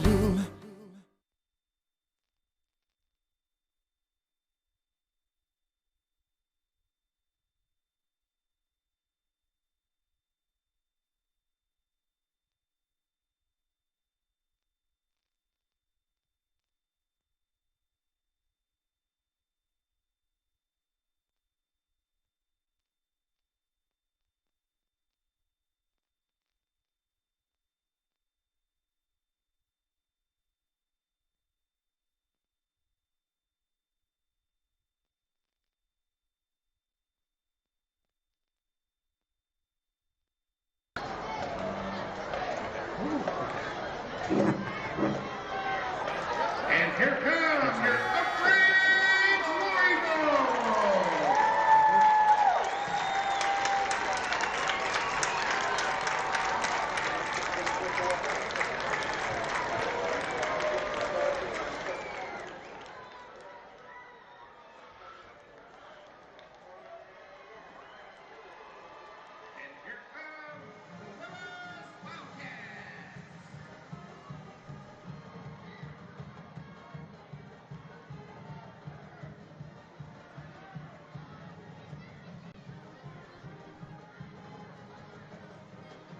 That nearly brings a wrap to the halftime show and homecoming court announcements. King and Queen, the crowning of on this homecoming night for Oak Ridge.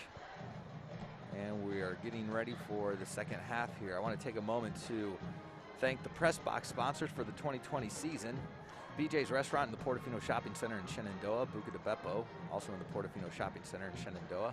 Buffalo Wild Wings, Portofino Shopping Center, Shenandoah. Chili's of the Woodlands, College Park Chick-fil-A. Culver's in Conroe, HEB Conroe Market in Harper's Trace, Manny's Barbecue of Conroe, McKinsey's Barbecue in Conroe, Raising Cane's of Conroe, the Woodlands and Rayford Road, Red Robin of the Woodlands, Russo's New York Pizzeria in Conroe, Spectrum in Oak Ridge, Spring Creek Barbecue, Portofino Shopping Center, Shenandoah, Texas Roadhouse in Conroe, Vernon's Country Catfish in Conroe, Wings and More in Conroe. And again, a special thanks to Chili's Lake Woodlands for sponsoring the press box tonight. So an exciting first half capped off with a last-second touchdown from your War Eagles to take a 23-20 lead into halftime, and that's where we start the second half here. Oak Ridge gets to start with the ball as they deferred on the coin toss. Willis has a very strong-legged kicker who sets up on the 40, and the second half has begun. This one is not as good of a kick as he's had. It will make its way into the end zone, and Oak Ridge will get the touchback on the opening kickoff of the second half. So at the end of the first half, sophomore quarterback Smedley knocked out of the game. Nick Osborne took over behind center and was responsible for that last touchdown pass to McCaskill. And it does look like Nick Osborne will stay in at quarterback for the War Eagles to start the second half.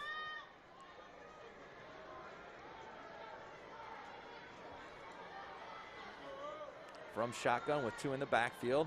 Acts like he's going to look downfield for a pass, ends up handing it off to McCaskill, who gets maybe 2 yards on the carry up to the 27 before being brought down. That'll bring up 2nd and 8.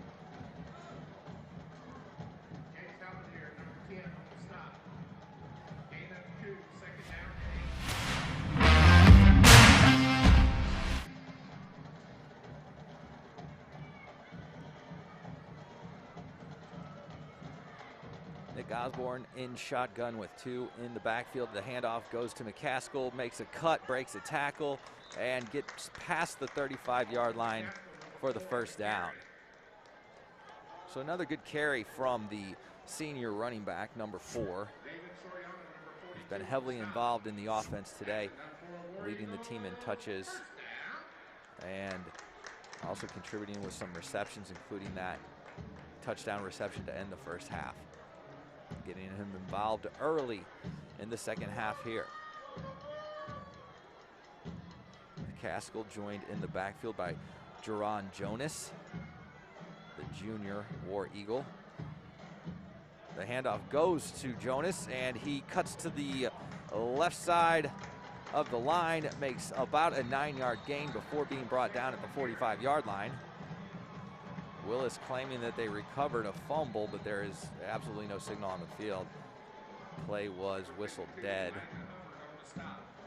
And it'll stay Oak Ridge ball, 2nd and 1 from their own 45-yard line.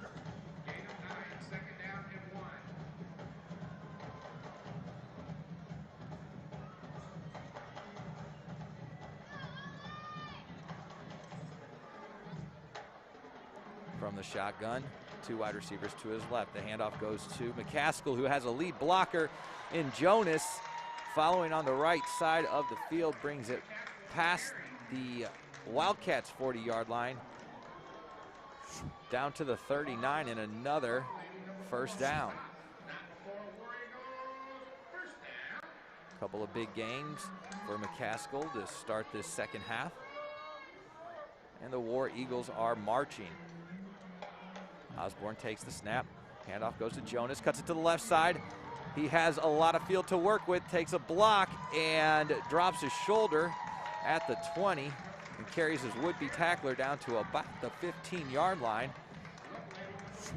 So Oak Ridge coming out in the second half and running with a lot of confidence.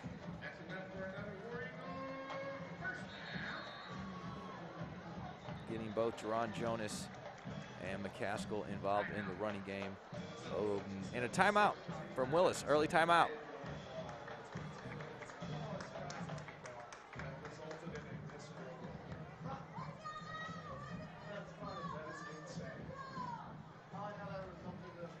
Conroe ISD would like to thank our anchor partners for their support: Buckaloo Chevrolet, Wood Forest National Bank, Memorial Hermann, the Woodlands Medical Center, Houston Methodist, the Woodlands Hospital, and Gullo Auto Group. It is a gorgeous night in the heart of Montgomery County here in Shenandoah. Wood Forest Bank Stadium, 73 degrees at kickoff. It's a hot November night. Couldn't really trade this for anything though, as we have a great district game and homecoming for the War Eagles.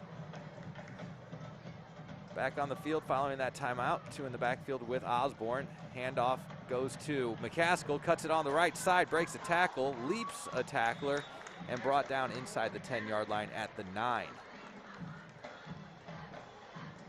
Running with a lot of confidence coming out of halftime, sticking to the ground game. Looking at a 2nd and 4.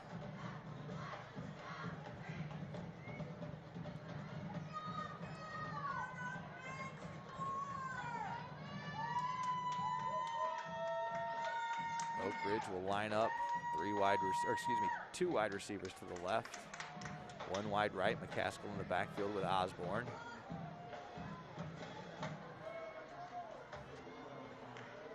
The snap is clean. Handoff goes to McCaskill, takes it right up the middle has some good blockers ahead of him, dragged several tacklers with him, and brought down at the 5-yard line. That should be enough for a first down.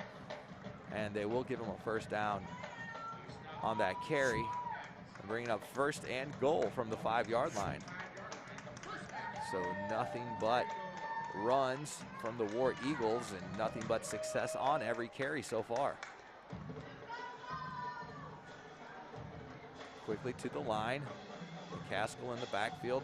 It looks like a bit of a confusion, however, positive yardage, as Osborne and McCaskill seem to have both wanted to occupy the same space at the same time. Kind of run into each other on that handoff, but McCaskill able to hold on and plow his way ahead. This handoff up the middle and pushes in for the touchdown. So a quick drive and score for the War Eagles coming out of the half. Takes a 29-20 lead. Trying to extend that lead to 10 with this extra point. And a very confident series coming out of the half. The kick is up and the extra point is good. So Oak Ridge extending their lead to 10.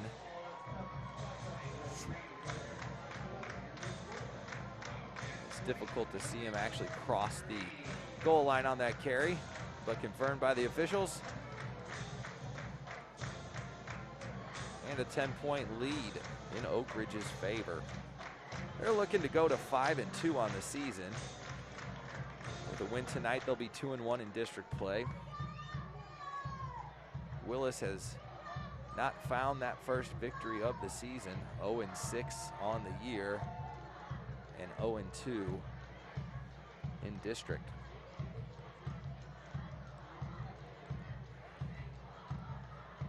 So the War Eagles defense will look to make it a quick series for Willis and get that potent Oak Ridge offense back on the field to add to this lead.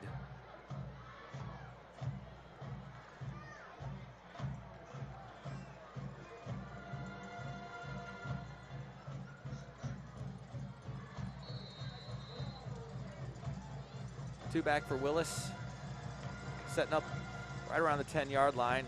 They'll keep this one on the ground. Squib kick fielded about the 22, brought up the middle, and lots of room to run. Brings it past the 40-yard line, brought down to the 43. There seems to be some bit of a scrum for the ball there. Not sure if it was a fumble or just a loose ball after the play was already whistled dead. I believe this will be Willis ball. And decent field position. They'll get it at their 42-yard line.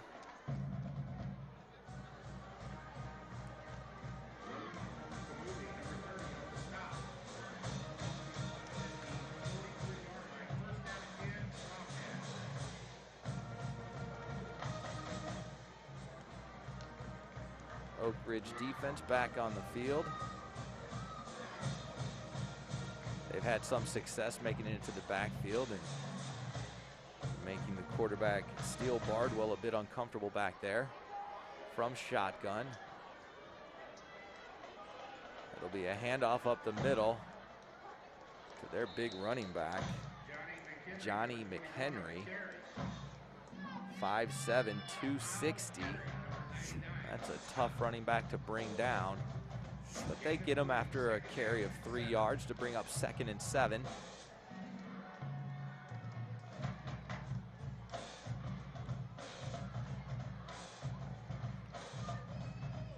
And they'll go 3 wide receivers right, 1 wide left, and McHenry in the backfield. They send the wide receiver in motion. They'll hand off to McHenry. He's hit immediately at the line. He drags some would-be tacklers with him. And he's finally brought down across midfield at about the 47-yard line. That'll be enough for a first down. And when he gets some momentum behind him, he is a tough running back to bring down.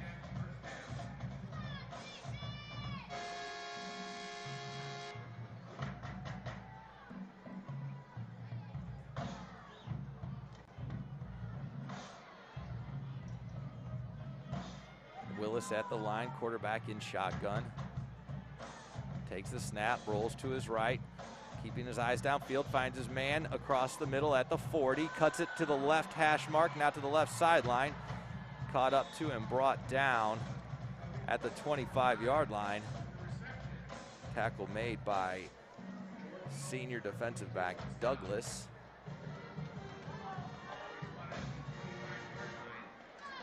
New set of downs for the Wildcats.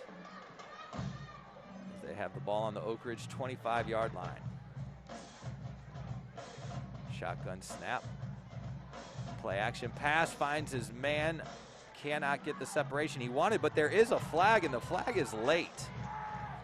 It did not look like it was a pass that was catchable, so I'm surprised at a pass interference call, but that does seem like the likely call. Perhaps defensive holding.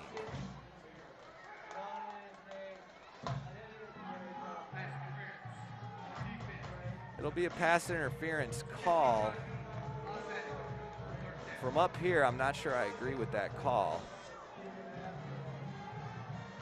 But that will be a 15-yard penalty and give Willis great field position from the Oak Ridge 10. So 1st and goal.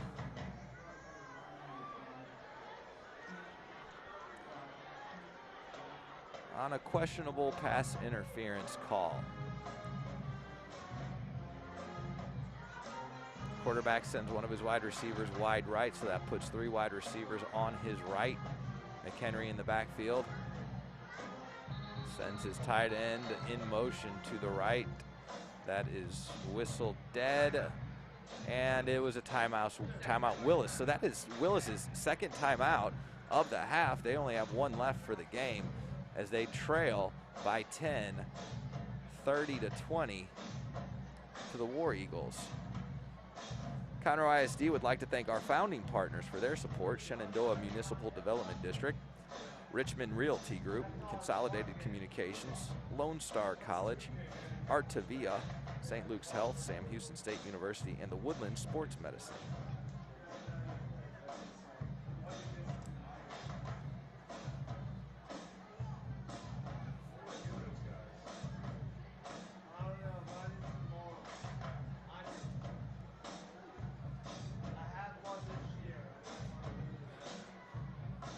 So Oak Ridge going to try their best to limit the damage from this possession as Willis has the ball on the War Eagles 10-yard line. It's 1st down, 1st and goal.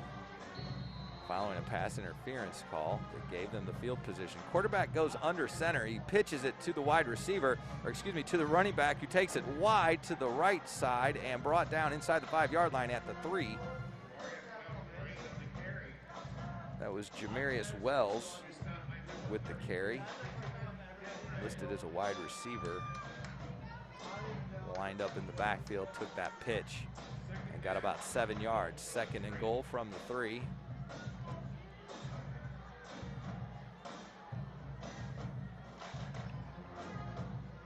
Again, lining up under center, so a new formation for Willis. They send the wide receiver from the right side into motion. It's a pitch handoff again, this time into the end zone for a touchdown. Jamarius Wells with the touchdown carry. Willis answers the Oak Ridge score with a touchdown of their own. And they carve into the Oak Ridge lead. It's 30-26. They'll come out for the extra point try.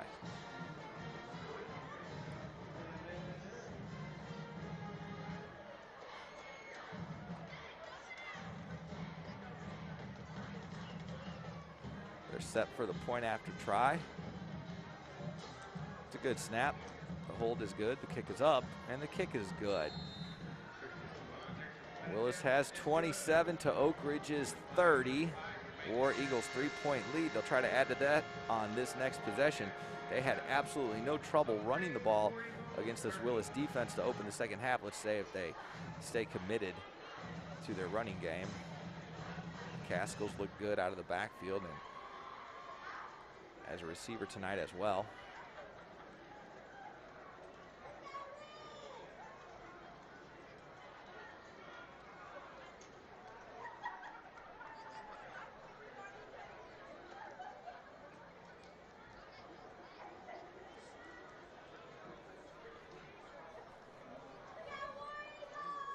War Eagles out and ready for this kickoff. 2 men back to return inside the 10-yard line. This Willis kicker has a foot on him. Most of his kicks have gone out of the end zone. First one of this half, they seemed like they were trying to get a return from Oak Ridge. But the ball ultimately down for a touchback. This kicker is responsible for about a 48-yard field goal at the beginning of the game. So an impressive leg.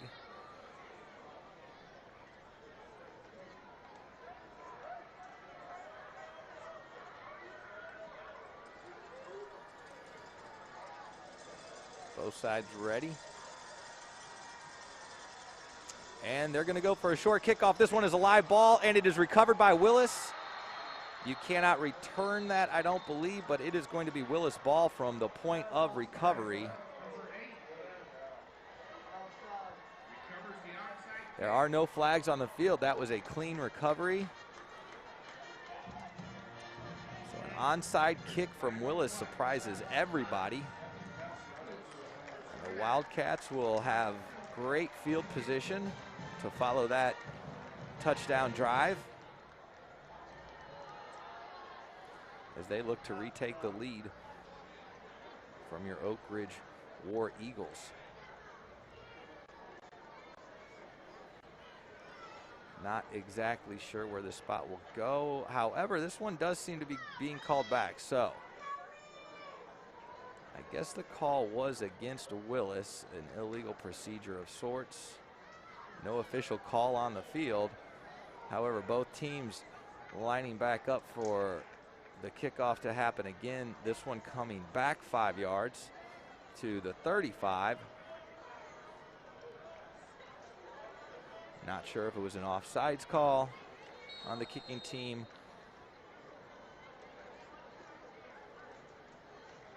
or an illegal procedure of some sort on that recovery, but a good break for Oak Ridge as they'll get another chance on this ensuing kickoff.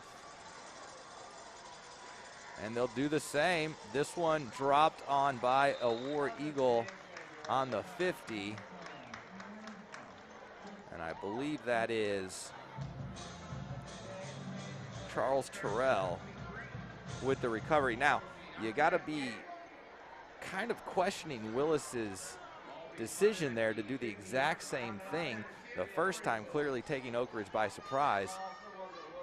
But I think everybody on the field and on the sideline at that point was keeping their eyes wide open for that. So not fooled the second time, and Oak Ridge gets excellent field position because of it. They're on the 50. Osborne in at quarterback. Shotgun snap, handoff to McCaskill. Makes a couple of quick moves, can only find 2 yards on that carry to the Willis 48-yard line.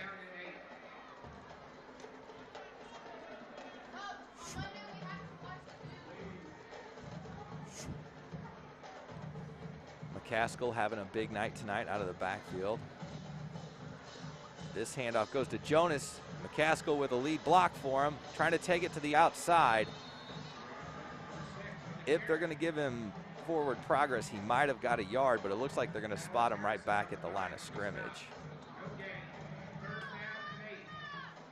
So this will bring up an important third down, rather. 8 yards to get a new set of downs. Osborne and McCaskill in the backfield, 4 wide receivers, 2 on either side. Gets the snap, looks to his right, looking across the middle, a diving catch by number 5, Scott Hickey. And that was a brilliant catch by the senior wide receiver. Really a hard pass to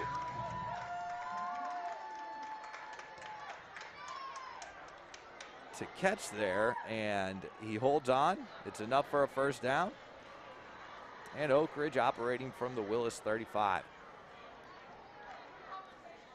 It's a good snap. It's a delayed handoff. McCaskill around the outside. He is a patient runner. He's waiting for his blocks. And he gets a 5-yard gain up to the 30-yard line. Aiden Collier, number 25, will stop. Gain of 5, second down and 5. So the ground game for Oak Ridge in the second half has been able to get a lot of traction against this Willis defense, so I'd be surprised if they deviate too far from these 5 yards per carry. It's a draw play up the middle. McCaskill with the carry, makes some fancy moves and gets past the first 3 would-be tacklers. Looked like for a moment it was enough for a first down, and I think they are going to mark it with his forward progress at the 25-yard line, and that'll be enough to move the chains. So brand new set of downs for the War Eagles as they get the ball down to the Willis 25-yard line.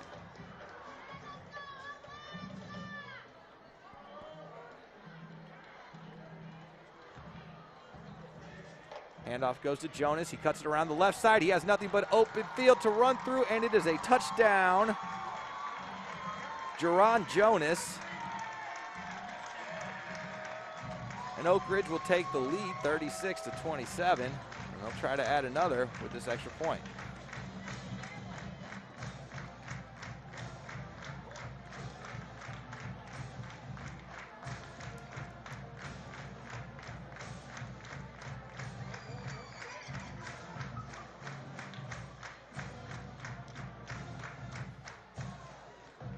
Kick is up and good. I lost sight of that one, but that extra point is good to bring the lead to 10. Oak Ridge 37, the Willis Wildcats 27. And homecoming night working out in the War Eagles' favor tonight here at Wood Forest Bank Stadium.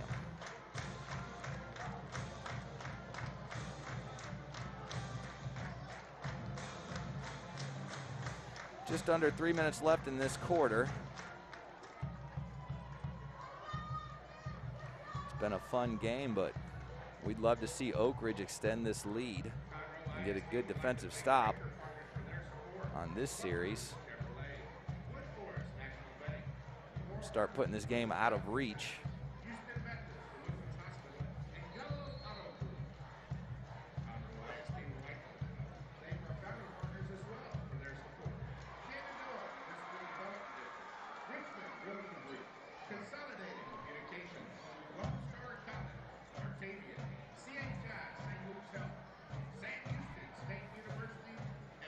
Ready for the kickoff here. Willis has 2 men back on the 10. The kick this time going to go high in the air, fielded at the 20 or up to the 25, across the 30 on the right side, brought down at the 35-yard line. That'll be decent field position for the Wildcats to get started.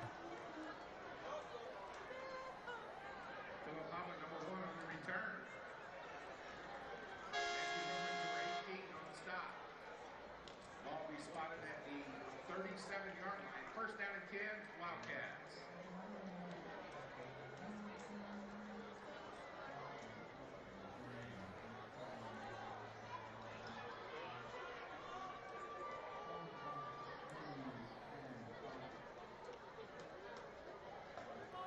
Just under 3 minutes left in this quarter. They've got their running back in the Wildcat position. He takes the direct snap, brings it around the right side, gets about 2 yards before being brought down. That was Johnny McHenry taking the direct snap for Willis. He's been lining up in the running back position most of the night. They'll bring senior quarterback Bardwell back into the fold here.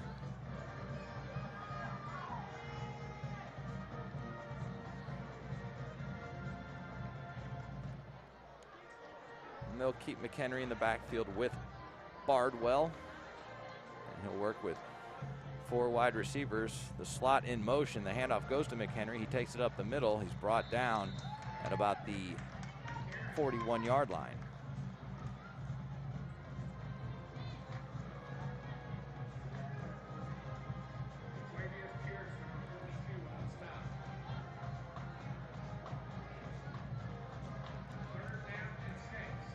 So a big third down for the Oak Ridge defense. They'd love to get a stop here and force a quick 3 and out from the Wildcats. Back to pass, flushed out of the pocket, rolls to his right, finds his receiver, almost picked off. Well defended by senior cornerback Douglas.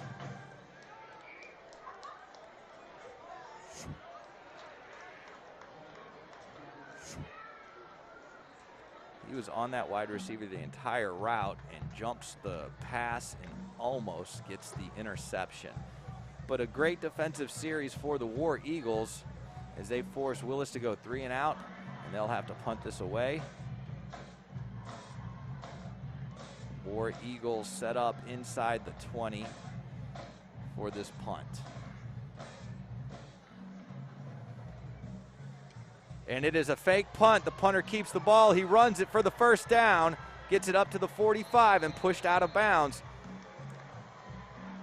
So Willis comes out. They try an onside kick. It fails. They try it again. Oak Ridge recovers. They're pulling out all the tricks tonight. The fake punt, successful, gets them a new set of downs and a new lease on life this evening as they trail by 10 to the War Eagles.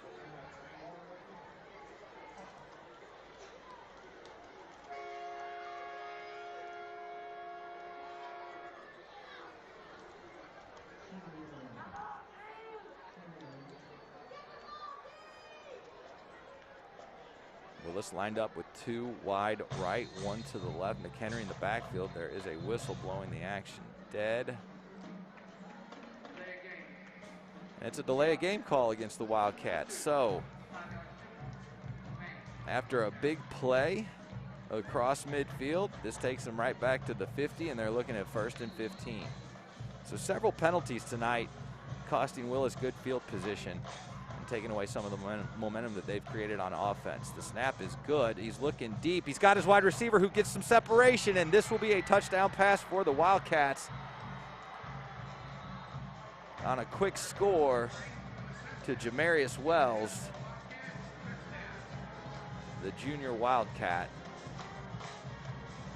And it's 37-33.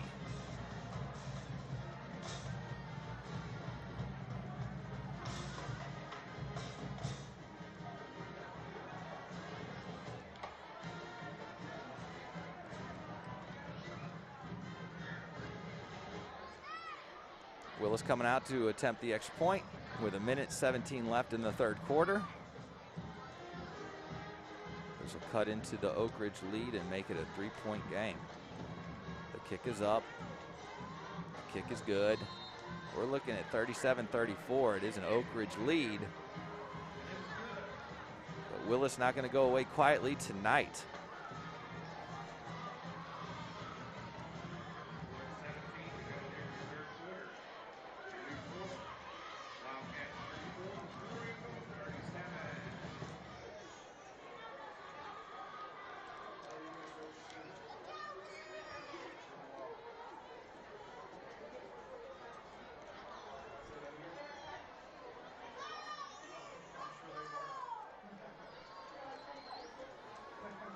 Good news is the Oak Ridge offense in the 2nd half here has not had trouble moving the ball, and they've been able to get it into the end zone on their first 2 possessions, so they're going to look to be doing the same.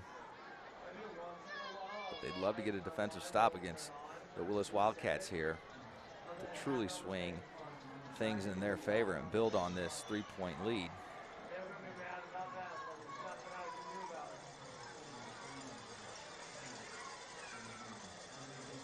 At the end of the first half, sophomore quarterback Smedley was knocked out of the game, replaced by senior Nick Osborne, and he's been in for the entirety of the 2nd half.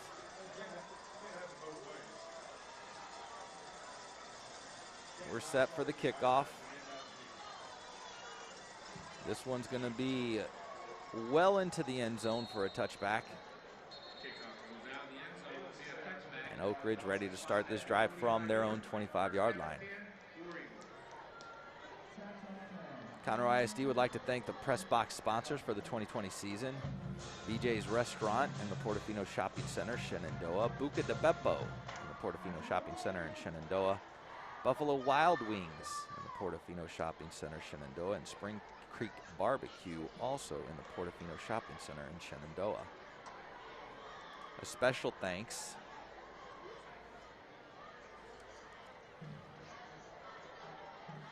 to Chili's Lake Woodlands for sponsoring the press box tonight. Huge carry from McCaskill on the first play from scrimmage. And they'll mark this at the 42-yard line. So about a 27-yard carry from McCaskill. He has had a big night tonight.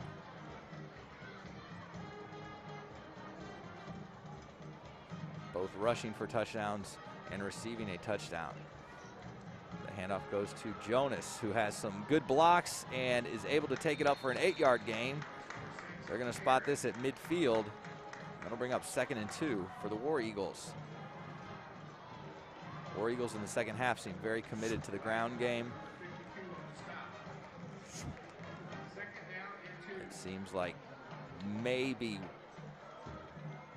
one pass from Oak Ridge in the second half, and that was to complete a 3rd down conversion,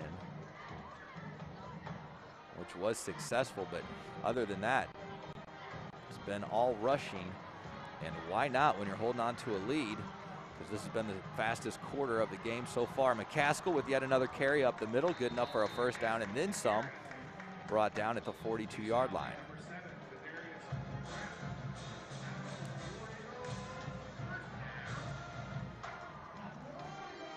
So that might be the last play of the quarter as we're down to 13 seconds, and I believe it will be, as Oak Ridge is heading to the sideline where they will switch sides of the field and get set for a very exciting and fun 4th quarter here on homecoming night. Oak Ridge War Eagles 37, Willis Wildcats 34.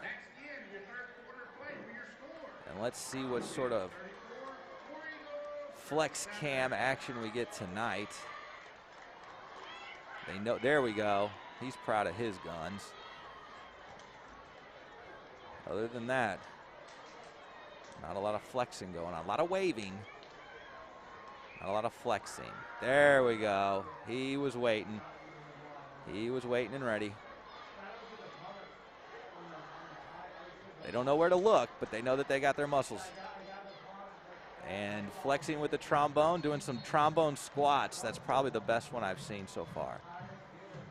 Fantastic.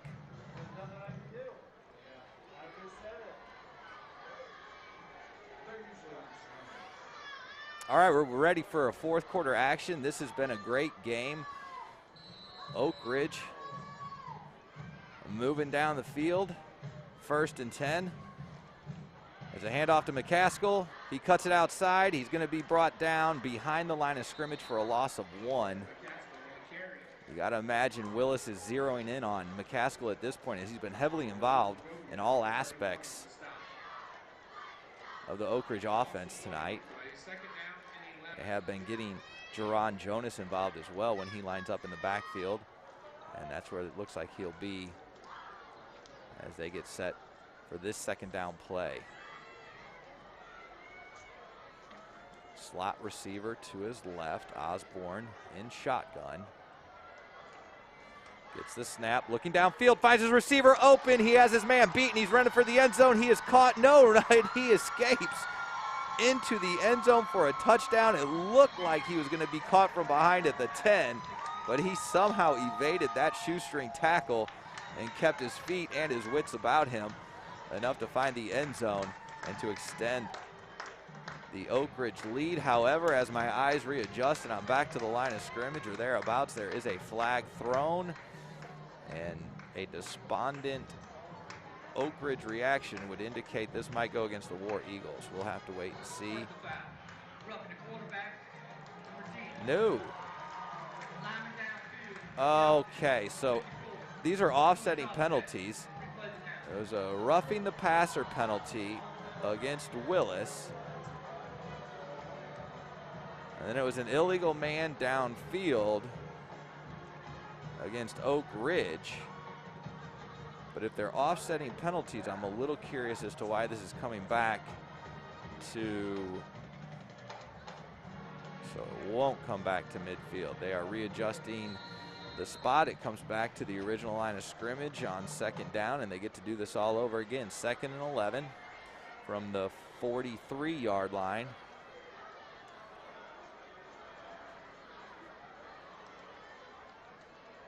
So the handoff goes to McCaskill. He's up the middle and cuts it to the right side, brought down at the 40-yard line. They'll actually mark him down at the 41.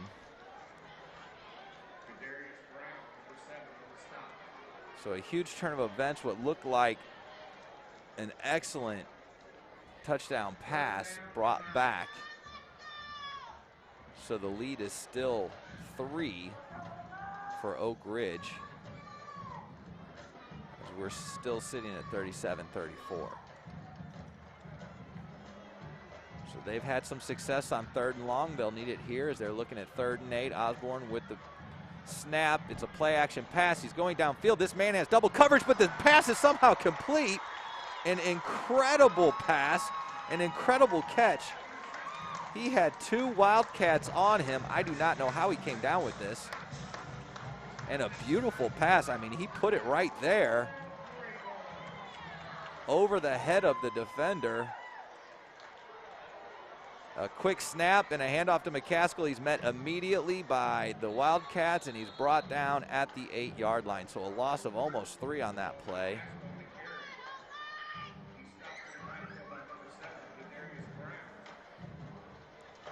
Oak Ridge looking at 2nd and goal. They're on the Willis 8-yard line.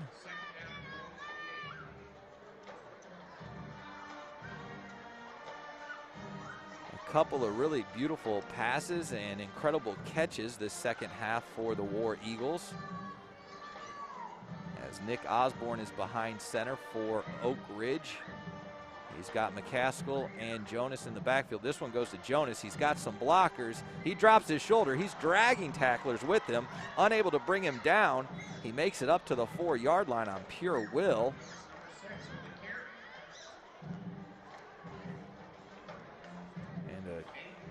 Excellent carry from Jerron Jonas,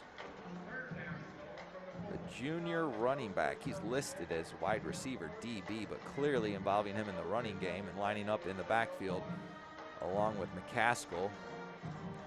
And that's a tough 2-headed monster to take on. When Willis is going to key in on McCaskill, they're going to get Jonas involved. It looks like he is going to line up in the slot. McCaskill, the lone running back in the backfield with Osborne operating from shotgun. He takes the snap. This is going to be blown dead. And it's a delay of game against Oak Ridge, so there's been a couple of those calls. I believe this is the first against Oak Ridge, but a costly penalty as they were looking at 3rd and goal from the 4. This will take them back to the 9-yard line.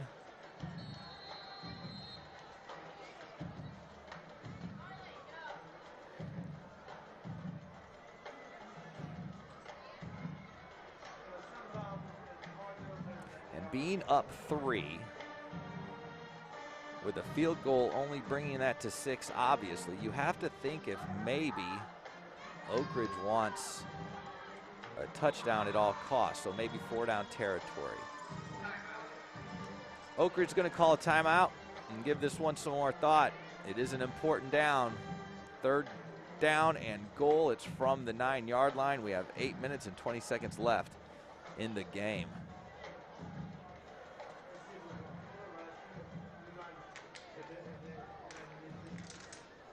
So I had to get schooled on the emoji cam. I had no idea what you were supposed to do on an emoji cam, but as is often the case, my wife told me how wrong I was. And she made a series of emoji faces that one could make on an emoji cam. However, with the masks, it is a bit difficult, but even our emoji has a mask on, so I suppose if you just open your eyes wide and look at the camera, you too can look like an emoji.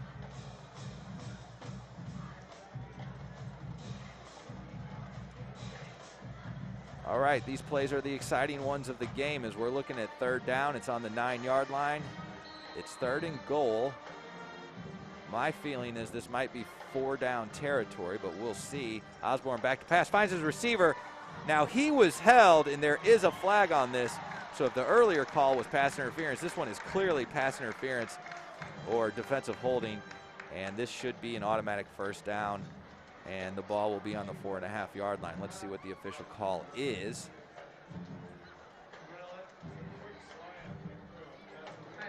It'll be a pass interference call against Willis.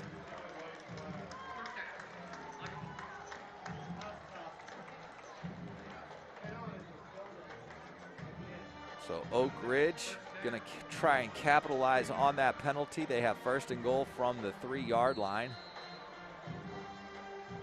Osborne communicating with his line. He's back in shotgun. McCaskill, the lone back, in the backfield with him. It's gonna be a handoff to McCaskill. He runs hard into the end zone, reaching across the goal line, rolling through, and that is a touchdown, Oak Ridge.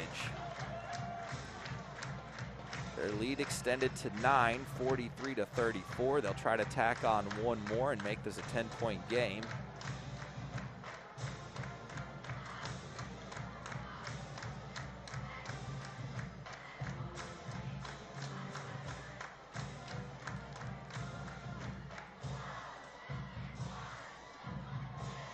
Kick is up and good, so the lead is extended to 10, 44-34. Just a tick over 8 minutes left in this game. War Eagles looking to extend their record to 5-2. That would also put them at 2-1 in the district. The Wildcats at risk of going down to 0-7 and 0-3 in district play.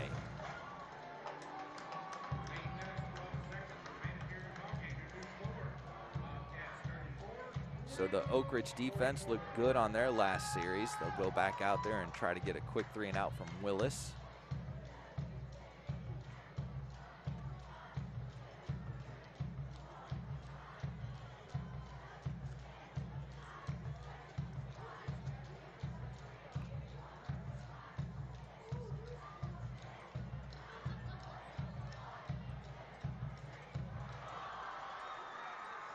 War Eagles are out and ready for this kickoff. Willis making their way out with 2 men back.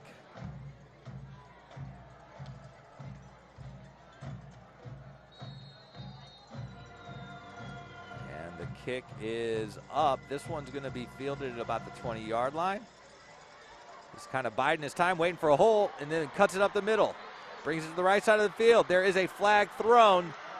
He's running along the sidelines. He's caught from behind inside the 20.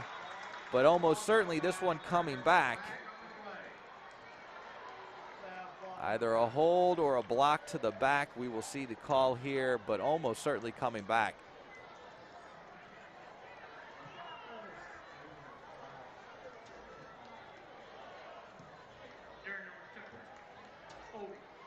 So it is a holding call, and what a costly holding call. That was an excellent kickoff return.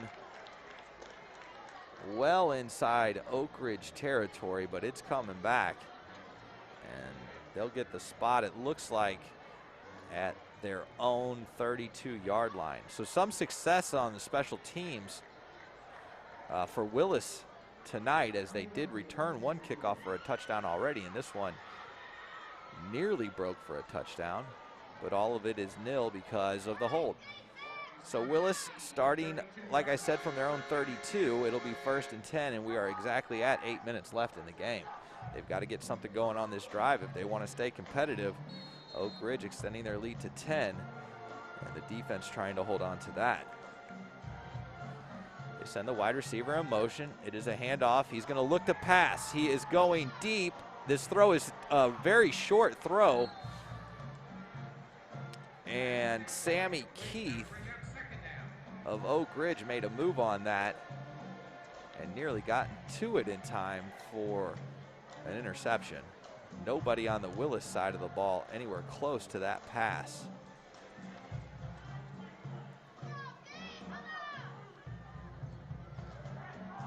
Bardwell back for the snap. Sends the wide receiver in motion again. This time a handoff to McHenry up the middle, and he's met immediately by a tough Oak Ridge defense. So just like that, Willis is looking at a 3rd and 9 with poor field position to even consider doing 4 downs at this point. So they'll look to convert this into a 1st down, and Oak Ridge, of course, looking to stuff the run and stop any passing potential here to force the punt. Quarterback rolls to his left. He's under pressure. He's going to be brought down for a sack at the 25-yard line, so a very timely sack from the Oak Ridge defense. And it looks like we're going to have to give credit to a couple of War Eagles, including Jalen Wyatt, the senior lineman. So that's exactly what the War Eagles were looking to do on defense, as they not only force a 3 and out, but they force Willis to punt from their own 25-yard line. So field position should be pretty good for Oak Ridge. This is a high and deep punt. He's going to wait for a fair catch, and they'll mark the fair catch at about the 22-yard line.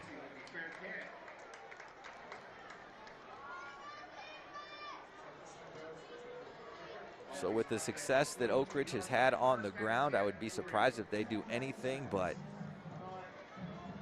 hand off to McCaskill and Jonas to try to eat some of this clock. We have under 6.5 minutes left in this game. They're holding on to a 10-point lead. They should be in no hurry,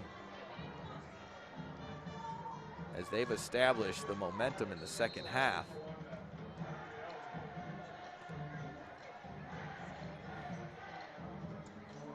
Almost doubling their points per game average on the year. McCaskill gets the handoff, brings it up the middle and breaks it off to the left side before being brought down at the 25-yard line.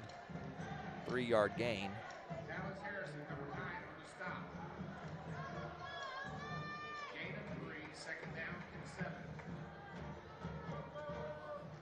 Oak Ridge not in a huge hurry to get to the line, and I do not blame them. I would use as much of the game clock as I possibly could. We're now inside of 6 minutes.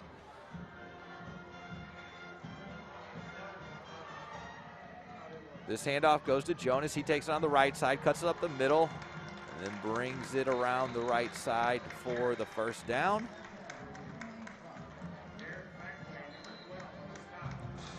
They'll mark him down at the 34. And the War Eagles get a new set of downs. There is a Willis player down, so they're going to take a break momentarily to attend to him. Both teams taking a knee on the field. Conroe ISD would like to thank the press box sponsors for the 2020 season.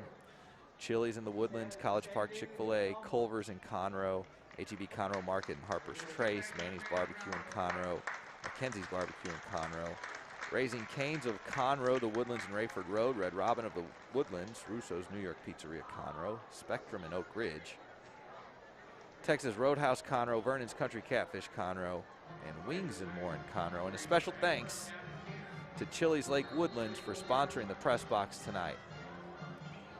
So the Willis player able to get off the field under his own accord, and that's always great to see with these high school athletes.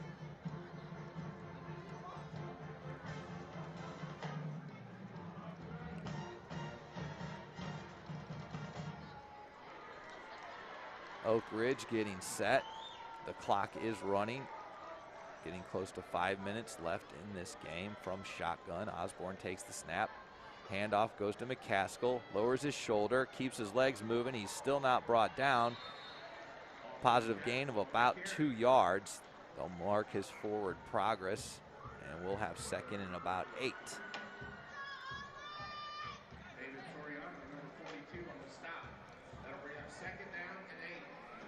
So very excited student body at the game tonight. It is homecoming for Oak Ridge. They had the ceremony at halftime, the announcement of the court, and the crowning of the king and queen. The band will play after the game because of those ceremonies. Handoff goes to Jonas, who hustles around the left side and gets enough for the 1st down. Brought down just short of the 45-yard line. And a great combination Oak Ridge has going tonight in the backfield with senior running back McCaskill and the junior Jerron Jonas. Not necessarily alternating carries, as McCaskill is the more involved running back, but they're getting Jonas involved as much as they can. And he seems to have some fresh legs back there. Able to get good chunks of yards to keep this drive going. Jonas will take the handoff again, this time around the right side, heading towards the sideline, brought down across the 50. They'll mark him down at the 48. And the clock will keep ticking. We're now inside of 4 minutes. And Oak Ridge has that 10-point lead. Second down and 2. Using as much of this clock as they possibly can. Willis only has 1 timeout left, so they can't manage the clock too well with their timeouts. They're going to need a defensive stop if they get anything at all.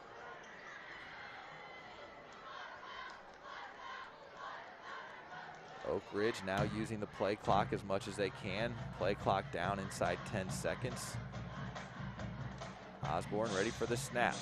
A delay handoff to McCaskill, who patiently finds his holes, runs for the first down. Gang tackled at the 36-yard line. Significant yardage for the senior running back. They've leaned heavily on him tonight, and he has produced for the War Eagles. It'll be 1st and 10.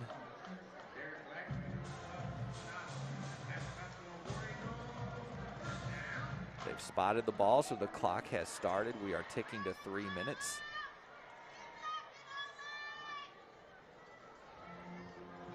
And a new set of downs for the War Eagles.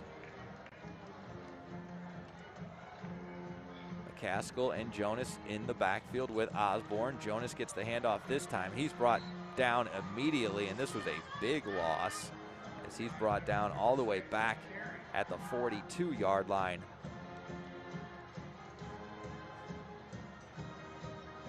So that was probably the largest negative play of the night for Oak Ridge, and certainly the largest negative play this half, as Oak Ridge has not had too much trouble running the ball or finding the end zone against the Willis defense in the second half.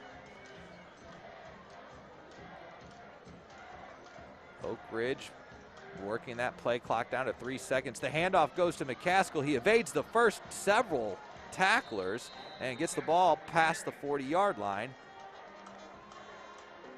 to the 39. Willis will spend a timeout, their final one of the night, with 2 minutes and 2 seconds left in this game. So they'll do it on this 3rd down, as they are trying whatever they can to avoid going 0-7 on the season, which is what will happen with a loss tonight to Oak Ridge.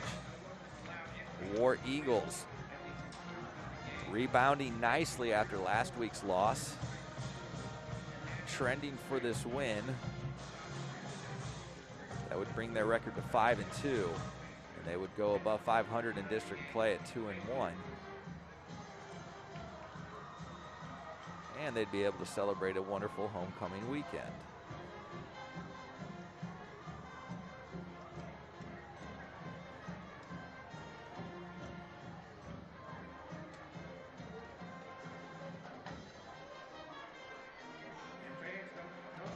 This has been a very entertaining game. 78 points between these teams, and both teams came in averaging less than 24 points a game. Oak Ridge right around 24 points a game, but Willis only coming in about 14 points a game. So both offenses outperforming their season averages, and that again has made for a very entertaining game tonight. We're back at it. This handoff is going to go to McCaskill, I believe, who's running hard and carrying would-be tacklers with him inside the 30 down to the 29. It's not enough for the first down. However, Willis cannot stop the clock. And I'm imagining that Oak Ridge will probably go for this first down for two reasons. One, if they don't get it, it's a turnover and you don't have terrible field position to force Willis into. And if you kick and make the field goal, Willis has shown success on the kickoff return, so you kind of want to avoid even giving them an opportunity on the kickoff return. A field goal would make it a two-score game. It's already a two-score game. So Oak Ridge will use a timeout to think about this. I think it makes a lot of sense to go for it on fourth down. We'll see what they come up with a minute and 12 seconds left in this game, holding on to this 10-point lead. So Nick Osborne came in late in the second half after Smedley took a hit that removed him from the game, and then Osborne has been doing well behind center in the second half here with a couple of big throws to keep drives alive, but the majority of the work on offense in the second half coming from the backfield for the War Eagles. Caskell with the majority of the carries, but Jerron Jonas also getting involved as well.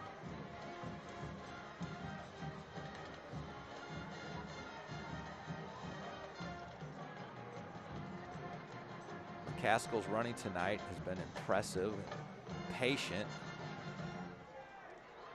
as he waits for his blockers. He finds the daylight, he hits it with a purpose, and then he's got that second level speed. Once he finds a little daylight, they'll go for it on fourth down here. They need 3 yards for the first down. They'll probably try to draw him off sides. Let's see. They'll take the snap. Handoff goes to McCaskill. That's who you got to give it to. It's first down. Up to the 25, forced out of bounds. This should be the game.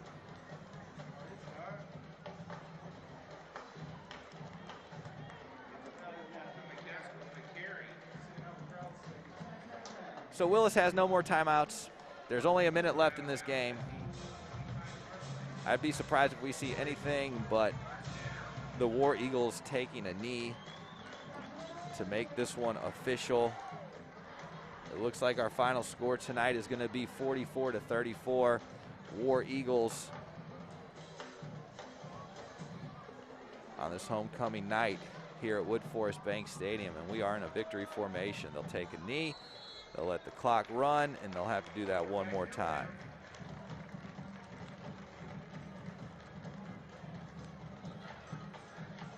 Such an entertaining Friday night, and here's the good news. We get to do it all again tomorrow. We've got a game here at Wood Forest Bank Stadium tomorrow afternoon at 2 o'clock. Conroe High School coming down the interstate to take on College Park. And we'll look forward to another great game down here in Shenandoah. We appreciate you all for joining us.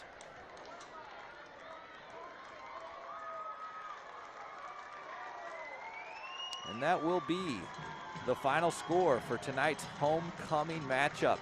Oak Ridge War Eagles 44, Willis Wildcats 34. Your War Eagles now are very respectable 5-2 and 2-1 in district play. You're going to get the Oak Ridge High School band performance post game. Thank you again to everyone who joined us, and we'll see y'all tomorrow with another exciting football matchup. Y'all take care and be nice to one another.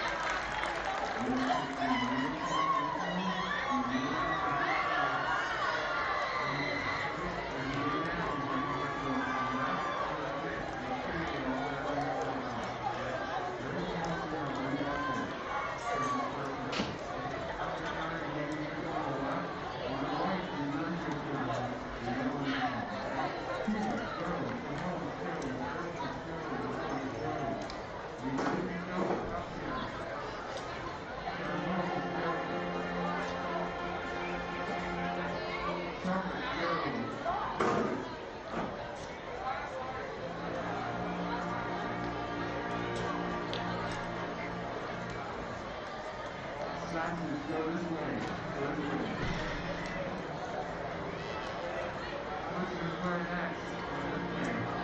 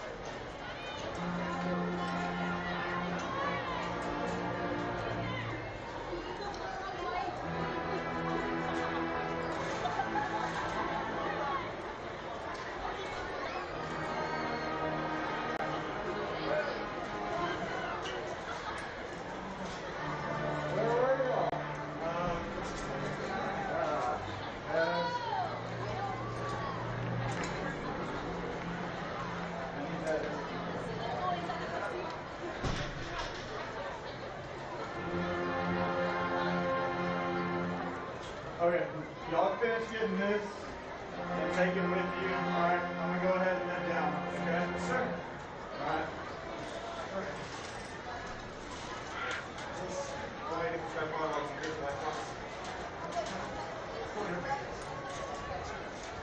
I meant, this black box. I got it. That's what this off.